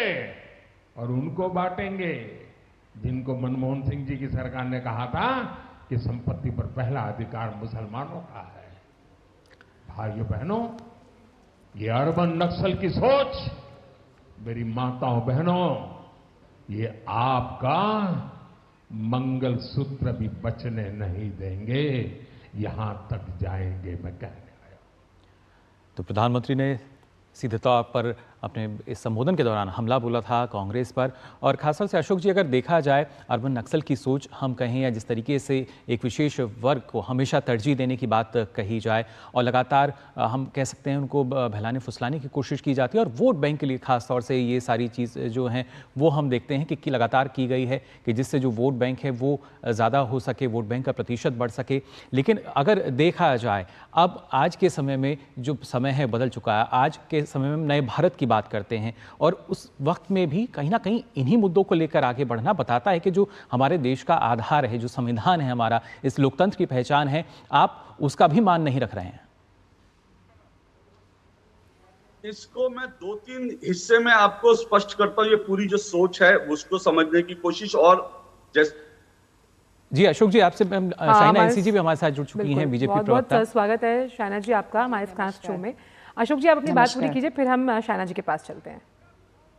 चलिए अशोक जी के पास वापस आएंगे। शाइना हमारे साथ जुड़िए। शाइना जी, जिस तरह से जब हम सोशल वेलफेयर स्टेट की बात करते हैं, आपने दोनों बयान सुने ही होंगे, उस लिहाज से सोशल वेलफेयर स्टेट इस बात की तस्दीक करती कैसे हमें सबको साथ लेकर चलना है। और लगातार कांग्रेस ने भी अपने मैनिफेस्टो में यही दावा किया, लेकिन कहीं पर भी खरे उतरते हुए नजर नहीं आए। जब हम वसुधैव कुटुंबकम की बात करते हैं, सबको साथ लेकर चलने की बात करते हैं, तो वहाँ जातिगत समीकरण का कोई मायना नहीं रह जाता। लेकिन कहीं ना कहीं विभाजनकारी सोच दिखती है कहीं कांग्रेस की अगर बात की जाए तो। देखिए, कांग्रेस पार्टी ने हमेशा तुष्टीकरण की राजनीति की है। आप जानते हैं, हम जानते हैं और सभी जानते हैं कि कैसे वोट बैंक के ऊपर ही उन्होंने फोकस किया। अभी आप कोई भी बयान लीजिए या फिर हमारे प्रधानमंत्री का काउंटर बयान, उन्होंने हमेशा कहा कि सबका साथ, सबका विकास, सबका विश्वास, सबका प्रयास, यही लक्ष्य के साथ कि किसी के जात पात धर्म के आधार पे हम समझौता ना करें, और ये ध्यान में रखते हुए कि कौन से लाभार्थी हैं और कौन से स्कीम्स उन तक पहुंचे। दूसरी तरफ कांग्रेस की आप अन्याय पत्र मैं कहूंगी, क्योंकि अन्याय तो नहीं हो सकता है, जहां उन्होंने सिर्फ एक वर्ग स्तर मुसलमानों के लिए जो मुस्लिम लीग के दृष्टि से जो उन्होंने किया, मैं मानती हूं कि ये चुनाव के नजर में न देखते हुए उन्होंने सिर्फ अपनी वोट बैंक की राजनीति की। प्रधानमंत्री ने जब कहा कि संविधान में प्रावधान लाना, अमेंडमेंट लाना, वहां भी कांग्रेस पार्टी ने क्या कहा कि देखिए ये बदलना चाहते हैं। जब आप ये समझ में लेंगे कि 106 बार जब संविधान में परिवर्तन लाने की आवश्यकता थी, अमेंडमेंट्स लाने की आवश्यकता थी, वहां 80 बार तो कांग्रेस ने ही किया। तो बार बार बीजेपी को कटघरे में खड़ा करना, मुसलमानों को भड़काना और ये कहना कि देखिए जब एक उज्ज्वला गैस सिलेंडर मिलता है तो वो धर्म के आधार पे मिलता है क्या, या एक घर मिलता है तो क्या वो धर्म के आधार मिलता है, या socially economically backward stratas of society. और यही फर्क है कांग्रेस और बीजेपी में, वो धर्म के आधार पे बात कर रहे हैं और हम प्रगति के आधार पे। जी बिल्कुल, धर्म के आधार पर और प्रगति के आधार पर अशोक जी अगर देखा जाए, क्योंकि एक दल पूरे विश्व को एक परिवार मानकर चल रहा है, जोड़कर चल रहा है, और दूसरा दल उसी परिवार को तोड़ने पर आतुर है, अपने देश को ही तोड़ने पर आतुर है। मुकुल सवाल मुझसे ही? जी अशोक जी। अच्छा जी, देखिए मैं क्या कह रहा था कि ये इस पूरी सोच को समझने के लिए इन पहले कड़ियों को जोड़ने वाली बात, और दूसरी बात जो अभी प्रफुल्ल जी ने और उसके पहले विनोद जी ने कही, अच्छा बिल्कुल ठीक बात है। कांग्रेस ने ये नहीं कि होमवर्क नहीं किया है, कांग्रेस ने पूरा होमवर्क किया है, लेकिन उसने होमवर्क ऐसे किया है कि उसने उन शब्दों का उस तरह से इस्तेमाल किया है कि जहां पर उसकी सोच जो है, उसकी जो खतरनाक सोच है, वो सामने न आने पाए। कांग्रेस ने ये होमवर्क किया है। न्याय पत्र जो नाम दिया गया न्याय का, लेकिन उसमें कितना अन्याय है ओबीसी को लेकर, बाकी पिछड़ों को लेकर, दलितों को लेकर, वो अन्याय जो है अब वो धीरे धीरे बात खुल रही है। अब प्रफुल्ल जी ने अर्बन नक्सल का बात करी। अब आप सोचिए दरअसल हो क्या रहा है, हो ये रहा है कि कांग्रेस, आज जो कांग्रेस आप देख रहे हैं, ये वो कांग्रेस नहीं है जो पहले की कांग्रेस थी। ये कांग्रेस एक अलग तरह की कांग्रेस है। राहुल गांधी की जो कांग्रेस है वो अलग तरह की कांग्रेस है, जो बात न्याय की करती है, लेकिन उसमें ढका छिपा जो है अन्याय होता है। ये मैं क्यों कह रहा हूं, क्योंकि कांग्रेस के इस वक्त जो कांग्रेस के पूरे सिस्टम पर अगर आप देखेंगे तो कांग्रेस पर जो कम्युनिस्ट और नक्सली सोच के लोग हैं, उनका पूरी तरह से कब्जा हो चुका है। अगर आप राहुल गांधी की भारत जोड़ो यात्रा में देखेंगे, उसमें कौन लोग आगे थे, उसकी जो योजना बनाने में जो लोग आगे थे, जो लोग उसमें नजर आ रहे थे, वो सभी वो लोग थे जो एनजीओ चलाने वाले, एक अलग तरह की सोच रखने वाले, जो भारत को इस तरह से जो टुकड़े टुकड़े करने की बात करते हैं, ऐसे लोग थे। और वही लोग कांग्रेस की मैनिफेस्टो बनाने में कहीं ना कहीं उनका एक डोमिनेंट दिखता है, उनका एक हाथ दिखता है। आपको दिल्ली का उदाहरण देखता हूं। देखिए दिल्ली में क्या हुआ। जब मैं कह रहा हूं कांग्रेस पर इस वक्त जो है किस तरह के लोग कांग्रेस को कंट्रोल कर रहे हैं, उसको आप दिल्ली से समझिए। दिल्ली में कांग्रेस के हिस्से में सिर्फ 3 सीटें आई हैं, और इन 3 सीटों में 2 सीटें किसको दी गई हैं? एक कन्हैया कुमार को दी गई है, दूसरी उदित राज को दी गई है। उदित राज वो व्यक्ति हैं जो एक अलग एजेंडा चलाते हैं, और उनके बारे में राजकुमार चौहान, जो कांग्रेस के शीला दीक्षित के समय में मंत्री रहे, उन्होंने कल ही इस्तीफा दे दिया पार्टी से। और उन्होंने, राजकुमार चौहान ने कहा कि उदित राज सब जातियों को गालियां देते हैं, और खासकर हिंदुओं की जो अलग अलग जातियां, उनको उदित राज खुलकर गाली देते हैं। तो राजकुमार चौहान ने कहा कि मेरे जैसा व्यक्ति जो कांग्रेस में इतने समय तक रहा, मेरे पिताजी रहे, उन्होंने कांग्रेस को छोड़ दिया ये कहकर कि अब यहां पर उदित राज जैसे लोग जो है डोमिनेट कर रहे हैं। दूसरी तरफ कन्हैया कुमार को टिकट दिया, और शीला दीक्षित के जो बेटे वहां से दावेदार थे, संदीप दीक्षित को टिकट नहीं दिया, बल्कि कन्हैया कुमार को टिकट दिया। ये कन्हैया कुमार कौन है? कन्हैया कुमार वही है जेएनयू के नेता, जो लेफ्ट के नेता थे, जो वामपंथी नेता थे, और जिनके नेतृत्व में ये भारत तेरे टुकड़े होंगे के नारे जो है इंशाअल्लाह ये नारे लगे थे जेएनयू के अंदर। हालांकि वो बात कांग्रेस सफाई में कहती है कि तो प्रूव नहीं हुआ, लेकिन एक बात जो प्रूव है वो ये है कि जिस वक्त ये कार्यक्रम हुआ, उस कार्यक्रम के लिए सांस्कृतिक संध्या के नाम से उस कार्यक्रम का आयोजन किया गया था, लेकिन वो कार्यक्रम मोटे तौर पर मूलतः जो है एक आतंकवादी की बरसी की याद में, अफजल गुरुज जो आतंकी था उसकी बरसी की याद में किया गया था।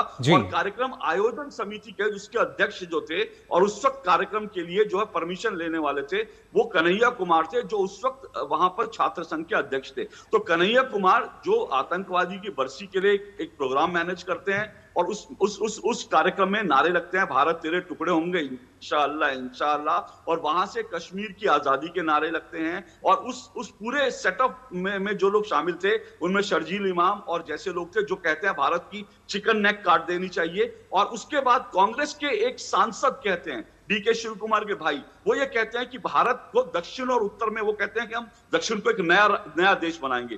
तो ये जो अर्बन बिल्कुल लगातार एक अलग ही सोच जो है, ये पूरी सोच आज कांग्रेस पर हावी है और उसी के कारण जो है कांग्रेस अपने घोषणा पत्र में मुस्लिम आरक्षण और इस तरह के तुष्टीकरण के बिल्कुल मुद्दे खुलकर ला रही है। वही बानगी जो है घोषणा पत्र में भी नजर आती है। इस बड़ी खबर पर लगातार हम बने हुए हैं, लेकिन फिलहाल यहाँ रुकने एक छोटे से ब्रेक के लिए जल्द हाजिर होते हैं।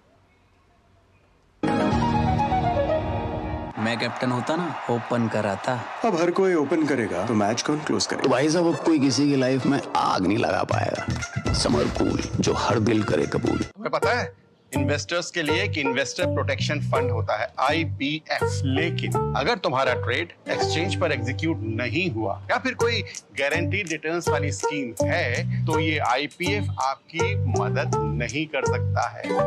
और अगर आपका ब्रोकर ही डिफॉल्टर बन जाए तो फिर IPF आपको कॉम्पेंसेशन दिला सकता है। कहाँ से सीखा? NSE की साइट पर। सोच कर समझ कर इन्वेस्ट कर।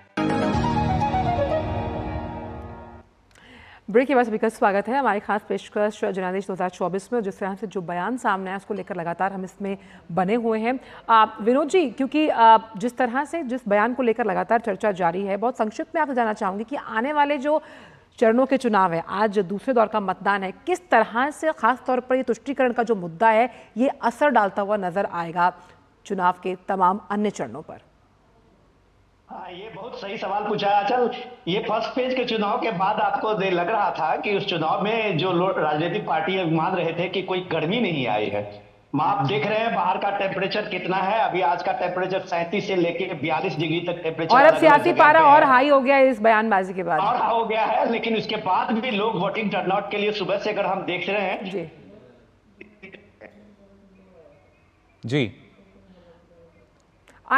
विनोद जी, अपने आप को अनम्यूट कीजिए, शायद आपका ऑडियो म्यूट है। जी मैं ये कह रहा था कि ये वोटिंग टर्नआउट जो आज आप देख रहे हैं, और हम लोग ये उम्मीद करते हैं कि आज का जो वोटिंग टर्नआउट है वो ज्यादा होगा। ये ज्यादा इसलिए भी होगा कि आप ये देखिए कि प्राइम मिनिस्टर मोदी ने भी सुबह से लोगों को अपील किया हुआ है। कई लैंग्वेज में 13 भाषाओं में प्राइम मिनिस्टर मोदी ने सुबह सुबह लोगों को अपील किया है कि भाई आप अपने डेमोक्रेसी के इस हक का जरूर इस्तेमाल करें और वोट देने समय सोचें कि आपको भारत के विकास में अपना क्या कंट्रीब्यूशन देना है। तो ये अलग बात है, सारी पार्टियों की तरफ से भी ये बात प्राइम मिनिस्टर ने कही थी कि सारे पार्टी अपनी तरफ से लोगों को अपील करें। सब पार्टी इस तरह से अपने अपनी कोशिशें करती रही है। लेकिन इंपॉर्टेंट ये है कि जब आप कहते रहे, अभी हम लोग चर्चा करते रहे हैं कि ये चुनाव में जो मुद्दे की बात थी वो मुझे लगता है कि विकसित भारत का जो पीएम मोदी का था उसको जिस तरह से अटेंशन कोई लोगों ने डाइवर्ट किया था इस मुद्दे में, तो लग रहा था कि शायद चुनाव में कुछ इस तरह की गर्मी नहीं आई है।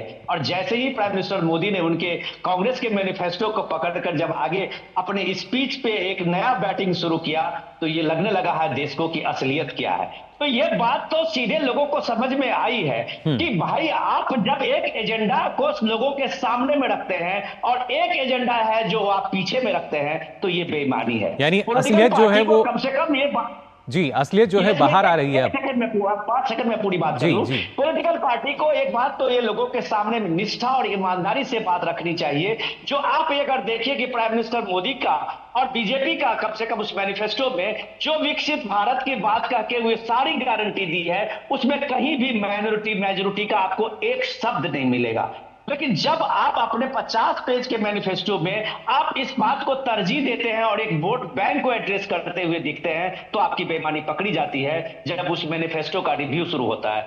और यह रिव्यू इसलिए शुरू हुआ है कि अलग अलग तरीके से आप देखिए कांग्रेस के बड़े नेता हो छोटे नेता हो वो पानी में कंकड़ तो रिव्यू शुरू हो गया है। गौड़ साहब है, बिल्कुल रिव्यू शुरू हो गया है। तो गौड़ साहब किस तरह से ये जो आने वाले चरण है उसमें ये रिव्यू असर डालता हुआ नजर आएगा? मत प्रतिशत में किस तरह की बढ़ोतरी की उम्मीद मजीद आप समझते हैं तमाम जो अन्य चरण रह गए हैं, खासतौर पर अगर इस मुद्दे को देखा जाए तो? देखिए, जो पहला चरण का चुनाव हुआ वो पूरी तरह से डेवलपमेंट पर था। अगर कांग्रेस का घोषणा पत्र नहीं आता और प्रधानमंत्री उसमें से इस बात को नहीं निकालते तो शायद मुझे लगता था कि ये मुद्दा नहीं बनेगा। लेकिन मुझे अब ऐसा लगता है कि ये ध्रुवीकरण की तरफ ये देश चला गया है और जो कांग्रेस की मंशा है वो एक तरफ हो गई है और जो प्रधानमंत्री ने बात कही है वो दूसरी तरफ हो गई है। तो मुझे लगता है कि जो अभी विरोध जी बात कर रहे थे कि जो टेम्परेचर बढ़ रहा है उसके साथ साथ मतदान भी बढ़ेगा। तो जो भी पिछले चरण में हमने देखा कि मतदान कम हुआ, लगभग 4-5% मतदान कम हुआ है, तो अब दूसरे चरण से हमें ऐसा लगेगा कि शायद मतदान बढ़ेगा और लोग घरों से बाहर निकलेंगे। जी बिल्कुल। और साथ ही शायना जी आपसे भी प्रतिक्रिया यहाँ लेनी चाहेंगे, क्योंकि जिस तरीके से अगर देखा जाए, नीतियों की बात की जाए, नियत की बात की जाए, तो इसके अंतर को और क्या स्थिति है ये शायद जनता समझ चुकी है और उसी के आधार पर हम मान सकते हैं कि अपना जो मतदान है आज वो जनता कर रही है दूसरे चरण के लिए। देखिए, जनता से यही उम्मीद है कि आप बाहर आके वोट करें, जिसको भी वोट करना है कीजिए, लेकिन सोच समझ के एक इन्फॉर्म्ड डिसीजन।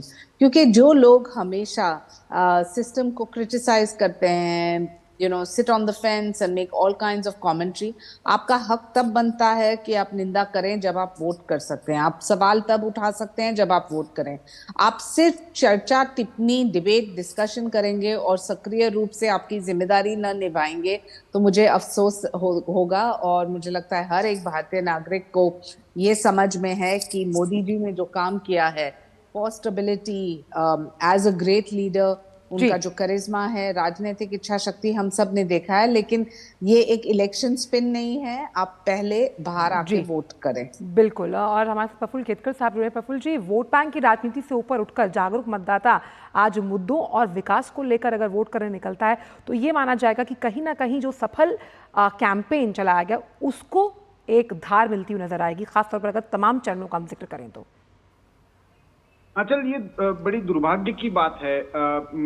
मतलब मैंने भी जब सारे मैनिफेस्टोस का एक तरह से एक्सरे करता हूं, यदि राहुल गांधी का शब्द का प्रयोग करें तो ध्यान में ये आता है कि जब मतलब मैनिफेस्टो होता है कि किसी भी राजनीतिक दल के विचारों का, उनके कार्यक्रम का एक मैनिफेस्टेशन होता है, इसलिए उसको मैनिफेस्टो कहते हैं। उस मैनिफेस्टो में यदि हम देखते हैं तो एक तरफ जैसे मान लीजिए बीजेपी ये कह रही है कि भाई हमने ये मुद्दे रखे थे 2019 के अपने घोषणा पत्र में और ये डिलीवर कर दिया है। जैसे अभी अयोध्या का मुद्दा बीजेपी ने कहा है कि डिलीवर कर दिया है, 370 को हटाना डिलीवर कर दिया। जो उन्होंने जिस विचार पर विश्वास रखा वो उन्होंने डिलीवर कर दिया है।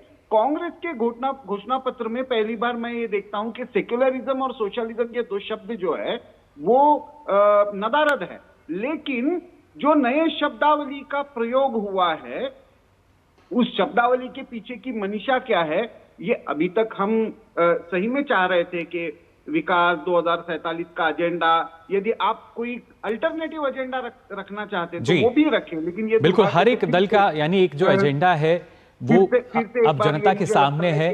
जी बिल्कुल प्रफुल्ल जी, और जनता उन्हीं बातों को लेकर अब कहीं ना कहीं अपना जो मताधिकार है उसका प्रयोग कर रही है। और गुजारिश, और डीडी न्यूज़ सबसे अपील यही कर रहा है कि आप सबसे पहले अपना जो मतदान है वो जरूर कीजिए। क्यों आंचल? बिल्कुल। और जो मंशा है वो आपकी मुद्दों को लेकर हो, और मुद्दों को लेकर अगर आप वोट करते हैं तो कहीं ना कहीं आप विकास को तरजीह देंगे। बहुत बहुत शुक्रिया हमारे तमाम जो विशिष्ट मेहमान हमारे साथ जुड़े, उन सभी का इस चर्चा में शामिल होने के लिए।